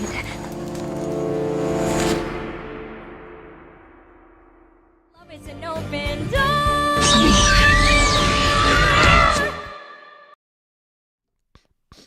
Welcome back. Welcome back, everyone. It's Superman Day. So yeah, we were here and going to try some experimenting with connecting the cab to some of the other parts. Yes, that's much better. Mr. Keyframes is watching from New York City. Ron Morrison is watching us from London. And Alonso Perez Yaksik says it's hot in Santiago, Chile. Oh my goodness. And Hashi, that is looking much, much better. Yeah, I like this better. Okay, so what have we got here? We've got this now. At some point, once I like the oxygen tank flying enough, then we'll have to cash this out. Oh, they're going so high, though. You might need a bit more mass on them, so they come down some. Michael Pawlak is writing his Civil War era letter to Justin in the chat. My dearest, it has been a fortnight since our last stream. I reminisce of your jocularity in the VFX and Chill chat. Until we speak again, know you are ever in my thoughts. And Justin writes back, my dearest Michael, no way, samesies, LOL. So there you go. That's fantastic. Oh no, I'm thinking of the wrong. And Brian Smith says today they retire from their day jobs so they have more time to learn Cinema 4D. That sounds like a very, very good use of time because I love playing with Cinema 4D. Oh, like look at this stuff. Look at the way the bumper is hanging by a connector onto the front of the connectors make things so good. Look at that. So yeah, like these tires and this geometry right here is sort of clinging to the truck. Watch when it lands. You'll probably see everything flap on it. Boom. Chink. Oh, look at it. Beautiful. And even though there's no like physical thing connecting them, just when you see the motion, it makes sense in your head, you know? Yeah. I should have been caching that. I wasn't. And okay, fine. I'll cache this next one. I'm moving this up a little bit, and I'm going to increase the mass just a little bit more. I guess I'm doing density, aren't I? Okay, what if I did, the truck, let's say it weighs 50, and we'll say the tanks weigh 25. And we'll just try caching the scene in case it turns out good. And while Caching you simulation. cache, I'm going to say hi to Road Studios Productions, who is in Florida. So hello, neighbor. Thomas Thant is asking, what software is this? That's a good question, Thomas. We are currently working in Cinema 4D. Hashi is currently, and Seth is working in After Effects using probably Red Giant tools shortly to comp his shot. We've got half an hour left in our show, so I'm sure he'll be moving to compositing shortly. Probably using Super Comp, if I were to guess. That wasn't me. Seth, there we go. Oh, you know what that sound is? What's happening? It's people trying to fish me and hack me on Skype. Oh, I had a couple of those today too. I keep getting added to it's so stupid. Yeah, those crypto groups. Yeah. Hashi Ahmal is asking, would adding a plane slightly angled above the gas tanks help it shoot straight instead of bursting in the sky? Yes, it would. It would. That's a simple and easy way to do it. But I think Hashi's wanting to be able to get the whole shot the whole shot happening without watching them bounce off an invisible plane in the sky. Plus, invisible planes are Wonder Woman's thing, not Superman's. So I realized that what I was doing before was I was adjusting the density of the objects instead of switching it over to mass. And so I was getting so all of my adjusting was doing very little. Okay. I set them both back to 1 just to see what they do at 1. Okay. That's what they do at 1. So let's go to the mass for the truck. Tell the truck to be a mass of about 4 and the oxygen tanks to be a mass of 0.9. Then we'll go to the cache, clear with scene cache. Yes. Now, while you're running that cache, Darren Frankovitz is suggesting that perhaps a gravity object that's only on the tanks might be more directable than mass density, which I think is something that we can certainly try doing. Tyler Adams is saying, "Give me the cache." Assassin is saying, "Where do you recommend to learn compositing and 3D work?" Well, those are two very, very different worlds, but they collide together in a lot of motion design and VFX occasionally. Well, you can learn a lot of compositing stuff on the Red Giant YouTube channel and a lot of 3D stuff on the Maxon Training Team YouTube channel. And of course, on Cineversity. If you go to maxon.net, there's a little Learn tab right up at the top, and there's got Cineversity on there. So if you want to learn Cinema 4D. There's a whole getting started in Cinema 4D series there, which is a great foundation for how to work in Cinema 4D to start off in your 3D work. And of course, VFX and Chill. We mostly fuss around and have fun, but we do try to include some very useful nuggets of goodness in them. I always tell people, especially if you've got Max on One or Red Giant tools, and you do any kind of VFX work and VFX compositing type stuff, watch the Getting Started in Supercomp video by Stu Maschwitz and its follow-up. And the follow-up video that's linked in the description below it. The reason I do is because not only, sure, it's a good intro to that, one of my most favorite tools that Red Giant makes, but in the midst of him kind of walking through what it is, he gives you a lot of very useful information behind and why you want to do certain compositing tasks. So it's a really good thing. Just it's a little long. Because it should be, but it's a good way to kind of get to grips with how it works and why you need to do it. He explains why you want a light wrap in the first place. So it's a very good video to watch for anyone, but especially if you've got Red Giant tools. And the link for that video is in the chat. Ron Morrison is asking, question, has anyone ever put any experiments and tests in a show reel? Yes, lots of people do.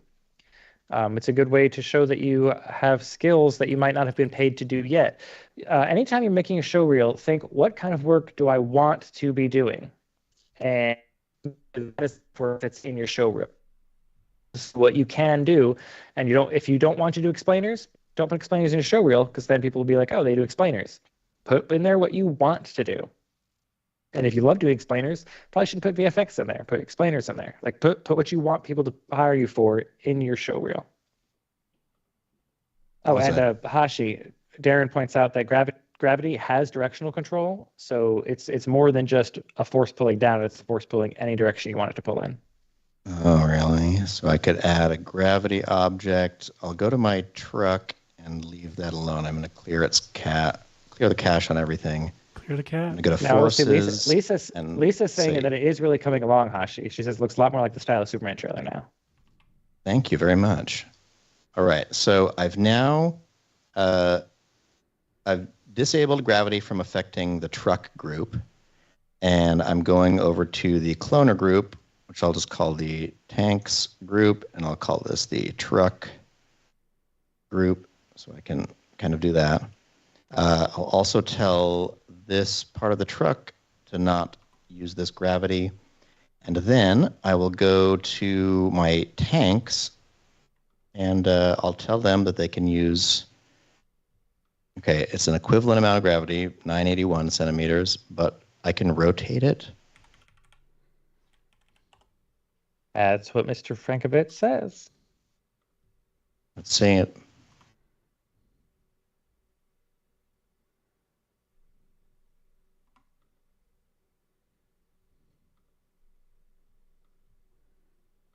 Ooh. I forgot I was on my keyframed camera. I was like, wow, I'm getting this dynamic. Yes, now we're getting the bottoms of them to flip forward to be the thing headed toward camera. Boom. Now I will say you can also set the mass to be weighted to a direction on your model as well. So you can make it heavier at the bottom versus the top, which is very useful for some things. Just as a note for anyone who's doing simulations in the future. That's pretty good. Oh my gosh. They're not flying past him now, though. They're falling right down next to him. Probably wasn't caching, was I? Man, come on, Hash. Well, it gives you a chance to adjust things. Michael Palick wants you to rotate them the other way. And while you're working on that, Hashi, Seth, do you have anything to work on? Ahmal is asking if you've got anything happening on your screen we can see. Well, I'm trying to think of how to solve the problem of... Maria? The problem of him, like, when he crosses through the clouds, it's just this solid... Like, I can't create any fall off between him. Like, it's just such a hard... like, you know what I'm saying? Like, there's no fade between when he goes through a cloud. Mm. Because Right, I mean, these are he truly is volumetric relatively clouds. small, so like. But he is also moving relatively fast, so like my brain is not is seeing that as fine because he's passing through multiple layers Yeah. of cloud, so it's actually working visually when you've got it going fast enough. Some motion blur might sell it the rest of the way. Yeah, I might be able to get it there. You're right. And then I have a question. This sonic boom layer I found on Production Crate, would that go in front of him or behind him? Yes, in front. A sonic boom Wait, sorry. happens when You're saying What's it your should go question? under him? Like, it should be. let me was rephrase. lead So him. sonic boom is on the nose. It's on the front. That's what I thought. Sonic Okay. boom is on the Get nose out of the an way aircraft. fast enough. Okay, great. Yes, So it's in the right place. you're seeing the compression of the air. Yeah. So you're not seeing the sonic boom, but you're seeing a visual representation of a visual phenomena that happens when the sonic boom is also happening. Okay, that makes basically. sense. Great.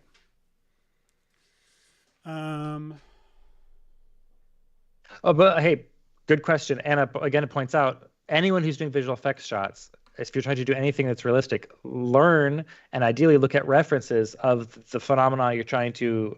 Now, a man flying, sure, you're not going to get a very good reference of that, but planes flying. Yeah, plane flying go for about the sure. same I just speed. don't have time at the moment. I'm going to wrap this up before the show.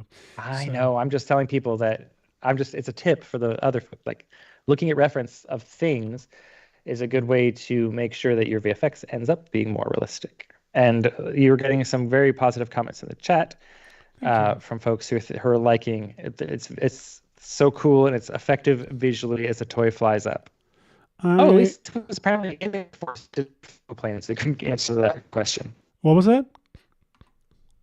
Lisa was in the Air Force, but didn't get to Oh. fly any of the planes, so she Nice. couldn't give a solid answer to that question. All right, I'm going to start trying to comp this. So this is Superman. Tyler said if you put the gaseous explosion below him, it looks like he's being propelled by a hearty fart. Yes, it absolutely does. I thought that too. Thank you, Tyler, for the term hearty fart. I will be using that later. Hardy fart. This one's close. Right.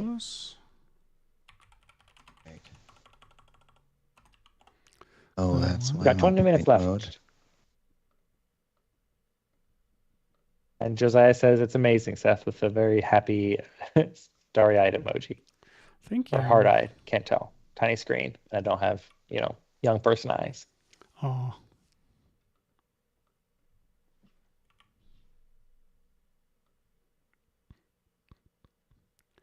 Wait, that would make this closer. Oh, I'm looking at the wrong ones. So that's far away, or is it?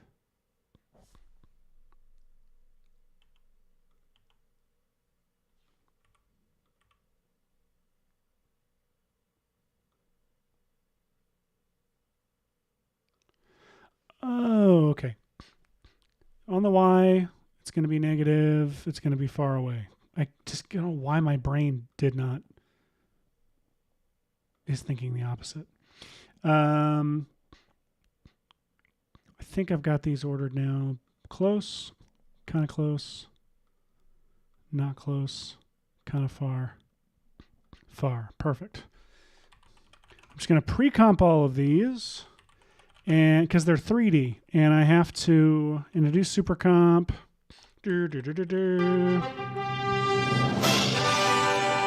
I have to pre-comp them and then hit this little guy right here that's collapse transformations. That way, You don't have to do them individually. You could do them all at once, Seth. but don't I want to comp them like? Don't I want to comp them all separately? Because I don't want one to blur. Then I guess I don't need to do that. You're right. Because when the collapse transformation works, you're not going to have any cloud in front of him until he's passed through it visually. You're totally So the right. blurring behind won't happen until he's passed through it. It's a very clever, it's a neat, clever workaround. Now I'm going to make life duplicate the easier. camera, and I'm going to take since I have those expressions, I'm going to have the original. Actually, what I need to do is duplicate the camera, and it's null. Oh shoot, there was a wiggle parameter on it. Okay, this is where it gets tricky. Now this is where you put seed, random, and a number before the wiggle. That way it will always be the same wiggle. Oh, here we go. Just seed random 1, for example. Okay. Smart.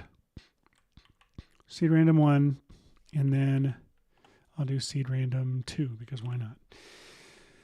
And now I'm going to duplicate these, and I'm actually going to keep the dupes in this comp. And I'm going to put the originals, I'm going to pre-comp them with the clouds, because the clouds are using those expressions with this original camera to make them fade out as they get closer to camera. So now I'm going to call this clouds.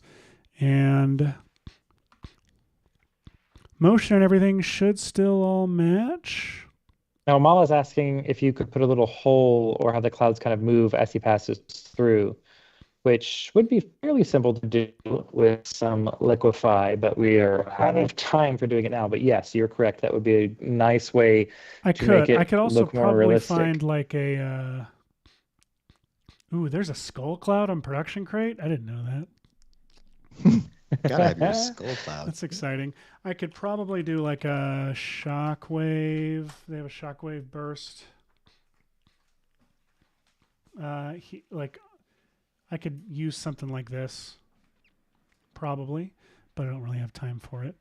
So I'm going to, let's see, I've got, the clouds are, I don't need to collapse the clouds anymore, do I? Because, I want that because I want the internet. Well, no. Sorry. I don't need them because the camera's already in there. Okay. Horizon, clouds. Michael Palak wants a little Superman. roll rotation on the guy, by the way. A little rotation. Well, he's 2D, so it's gonna look 2D. You know what I will do? This could be fun. But he's far enough away, just a little bit. In fact, watch this. I'm tempted to do this, which is parent this camera to the camera. Oh, this is going to get too annoying and tricky.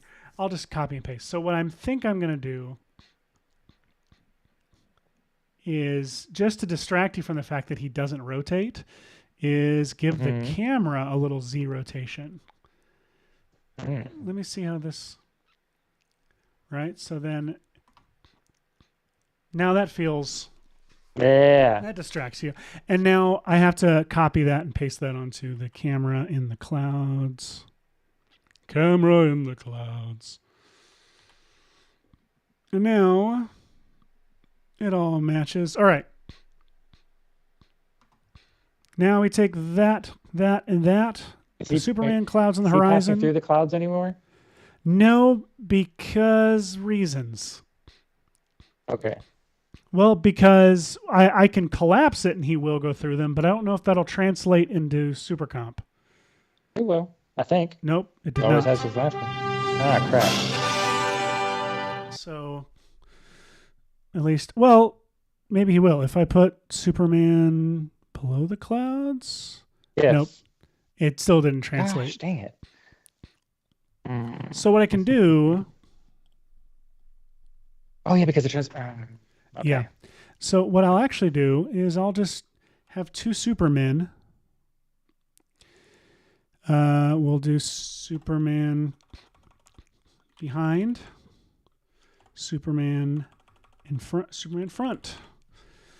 Superman front will go on top of the clouds. Do a little classic split layer. Yep. Action. Just have him go up here, and then we'll fade out Superman front here with this little guy. So now, there we go. So he's in front at the top, then he goes right through the clouds. Perfect. And I'm going to do a couple things. I'm going to apply... I'm going to go into here and on... No, I'm going to do it in here. Motion blur doesn't come through super comp, so at least it's not now. RSMB I'm going to apply to both these Superman layers. Real smart motion blur. Okay. We're going to... I would bypass it, but it's the Superman episode, so we're just going to keep it. Now clouds. This is what we really wanted. I'm gonna start with a preset. Translucent. Starting with the preset. There's backlit smoke, too hard, blended mist, maybe dense mist, light. These smoke. are all the subtitles to the, I think, like the Rambo films. Yes, Rambo 2, blended mist. Now that's a little blurry for my tastes, but it still feels pretty fun. Let me see. Yes, especially with that little shockwave in front of him. It looks. I'm liking this. 100 blur behind, I think. Light wrap, I don't think I want, to be completely honest. Haze, I'm going to turn off. You want some haze. You want some haze, don't you? I don't know. Like, it's getting rid of a lot of detail. Like any really good slow jam mix. Yeah. Let me do 10% haze. Yeah. There you go. And now, one extra thing I didn't do that is kind of fun that I like to do is let's do a new adjustment layer on top of everything. Call this shackle. Nope, shake. And I'm going to do universe camera shake, and I'm going to go in, choose a preset. And everyone on this show knows my favorite universe camera shake preset, which is loading slowly for some reason. Car mount. Probably because you're streaming. Probably. Come on, give me car mount. There we go. Here we go. Car mount is a good one. Apply. And first thing I do is go to motion blur, set it to medium. And what car mount does is it gives me this vertical like jitterness that I'm going to increase to like 200. And we should end up with this really organic. Yeah, that just adds just little subtleties to the Yeah. Little subtleties. Oh, I love it. I might go 75 on the frequency and just maybe 20. That's maybe too high for the way too high. Back to 10. And back to 60 for the frequency, to be honest. But yeah, in fact, I honestly think that shake needs to happen. I'm going to mess with the seed. I was going to say, one of the really nice things about Universe Camera Shake is you can keyframe the strength so he gets stronger right when he's passing the camera and then kind of weakens. Yeah, which I is know. Nice. I could, but I just like how this looks. It does look so good. Oh, yeah, one more thing. It's looking great. We need lens flare. Oh, yeah. Let's just try. I mean, it's looking good as is, but let's see. Drop in real lens flares. Now, it's been a while since I've used this. Okay. I compared it to a light. Yes. That's probably the best way to do a 3D. Or is the camera moving? Camera's moving. So actually, here's what I suggest. I used to do this with null light factory all the time. So if you create a new null, let me see if I remember how I did it. But I have a null object. I'm going to make it 3D. I'm going to make another null object that's 3D and shift parented to the camera, so it's where the camera is. But then I'm going to turn it, but get rid of the. Let's see, what does it do?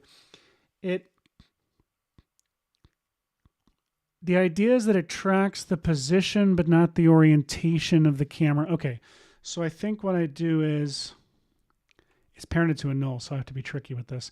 If I oh wait, I can just attach it to the no. Okay. I don't know what you're trying to do. I parent it to the position of the camera. Hang on a second. So what I'm going to do is I want a null that is only going to, that's always going to, how do I say this?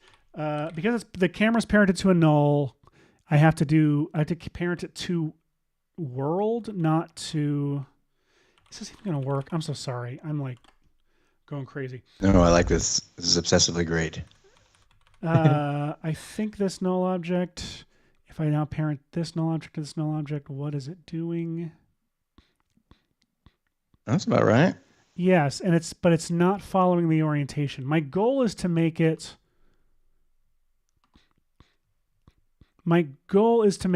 null that I'm going to use for my flare to make it follow the sky, the 3D sky, and not so that it's only responding to orientation and not to position of the camera. So it feels as far away as the sky does. And the hack that I've done for that in the past is to make a null that's going to be the source of my light, which I'm actually going to have to create No, I can parent that to comp. I mean, honestly, wouldn't just moving it very far away? Yes, but also no. Yes, it could, but I remember I had to do this on a space-related thing. It was the easiest thing this was the quickest way to do it for me, was to parent a null to the position of the camera, but not to the orientation. So it was always following the position of the camera, but not following the orientation. And then you take the 3D null and parent it to that thing so that the camera, whenever the camera would orient, it would move, the null would move, but if it moved position, it didn't. I know it's so abstract, it makes no sense, and I didn't do a good job of teaching it. This is a teaching podcast, or teaching show, but I did not teach anything just now because I don't even know if it worked. But let me see. If I go to real lens flares now, I can actually just parent the 2D flare here to world, right? Oh no, wrong one. This is all backwards. I'm going to finish this and then ask how you're doing, Hash, so we can end on a good note. Parent to comp 0, 0, 0. And we turn it on. And we see how this looks. And then I'll mess with the flare itself. If you want to check the motion, just throw it into draft mode first. Oh, that's smart. I didn't mean that. I mean your layer switch, but also that. For those who don't know, if you turn your layer that Real Lens Flares is on into draft mode, Real Lens Flares goes into a draft mode where it renders things a lot faster at the expense of visual fidelity, and it'll warn you about that. But it's a great way to make sure your motion is right in the shot. Now, one thing you haven't done yet, Seth, that I'm really looking forward to is setting your obscuration layer. That's the one I'm most looking forward to. I know. Now let me see. Hang on. Okay, it looks like it's doing what it's supposed to be doing. So, right? That looks... Except for the sun is clearly a different part of the sky, but go ahead. Is a different what? Part of the sky, but go ahead. Assuming the clouds are lit so that's... Assuming the clouds what? We're lit so that the sun is over that location. I know. So I can do a couple things for obscuration. I can use the clouds as obscuration, or I can use Superman as obscuration. So that's what the clouds. Let's just do Superman, because that's going to be the most dramatic thing when he goes in front of it.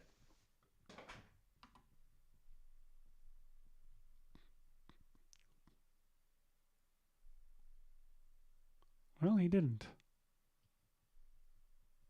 Didn't really do anything. Alpha. Oh yeah, I have to have it on alpha. There you go.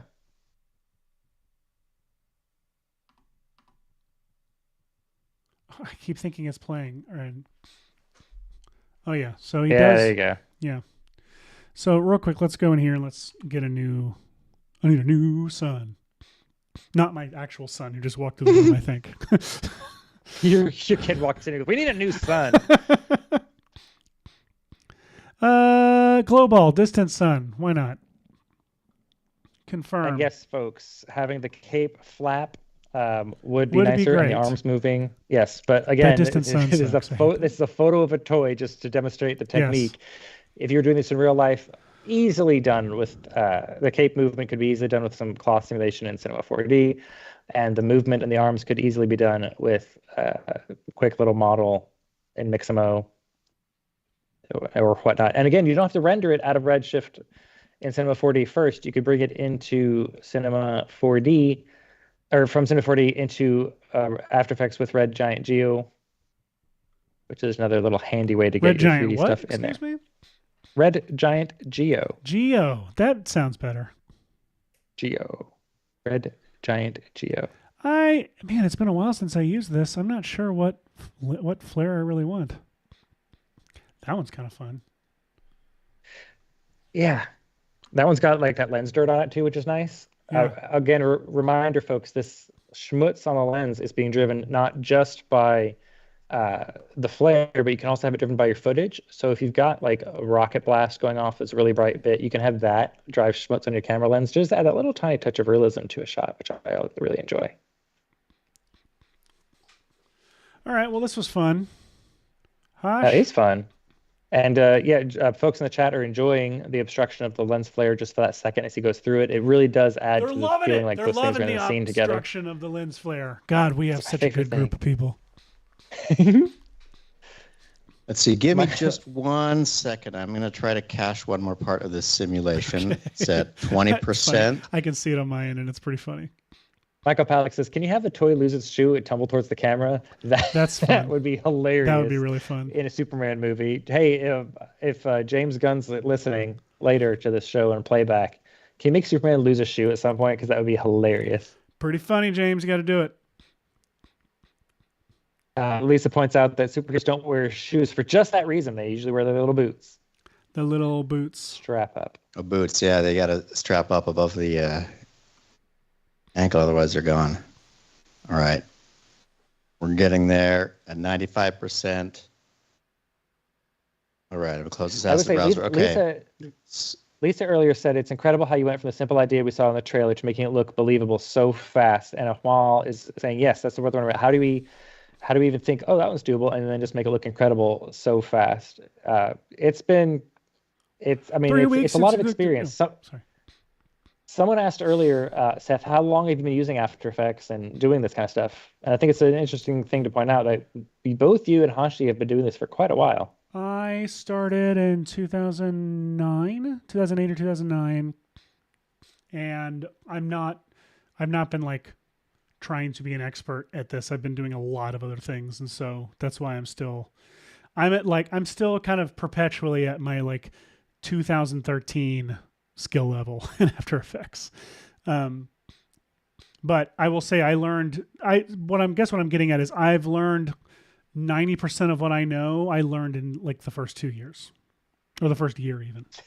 The rest of it is just no one should be afraid. Mr. Is asking, yes. Yeah, you don't need in fact, years most and of our years learning journey is truly documented on this show. Not even joking. Especially with Cinema 4D and Cinema 4D and Redshift and ZBrush, 100%. Mr. K Famous is saying, for company parties, do we do a Red Giant Christmas party or Maxon Christmas party, or perhaps just a VFX and Chill Christmas party? So what Maxon does is, because we are so spread out, they do office parties. So we've got offices in Portland, we've got offices in Southern California, Hollywood, LA. We've got offices in Germany and Japan and Canada. So each office does a party. It doesn't matter if you're working for Redshift or ZBrush or Red Giant or Forger or any of these things, Cinema 4D, just if you're in the office, you go around and hang out. Before we go, anybody has an OBS question they would like to ask, you can ask it. We'll see if they'll answer it. Dan Frankovitz wants Superman to vomit a little halfway up. That would add to the realism, that would be true. That would definitely add to the realism. Michael Palak, I could see my house from here. Superman, yes. We're ready to see Hashi simulation? Because I'm very excited to see this. I'm excited to see it. Hashi, you ready yet? Okay, so there was no element of danger before, so I've caved to the demands of the chat, and here we go. The one person in the chat. We have this poor child here who is about to be destroyed by these oxygen tanks. So here we go. Oh, he's a goner. Wait. Oh, no. Oh, there's Superman. Oh, thank you, Superman. You're such a good job. Yoink. Oh, render that now. That's so good, dude. Oh, don't add any drag to the scene for that. Don't change anything. I want you to render that exactly the way it is. That's perfect. Done. My goodness. Oh, that's so freaking fun. We have fun, don't we? Golly, we do. Goodness. Well, everyone, thank you for coming by another ridiculous episode of VFX and Chill. We are off for the next few weeks, and we'll return, I think, on January 10th. Was that what we put out? Yes. Or whatever the Friday around then is. Amazing. So I'll hope that if you've got holidays in your areas, that you enjoy the time, and feel free to watch any of our exciting old videos to figure out whatever other VFX thing you want to do. Real quick, the OBS question. I don't really know why Video Ninja is freezing up for you. It freezes up for us a lot. I have all my drops in their own scene in OBS, and that drops scene is on the top stack of every single scene that we watch. So anytime I will use my Stream Deck to then trigger a drop to play in the drop scene, it will play across all the other scenes and on the front, no matter what, every time. So I'm not sure why it's freezing up the Ninja, but the Ninja is very fickle for me whenever we've tried to use it. So anyway, everybody, happy holidays. Hashi, happy birthday, pal. We love you, man. Thank you so much. Everybody, have an incredible holiday. We'll see you next year.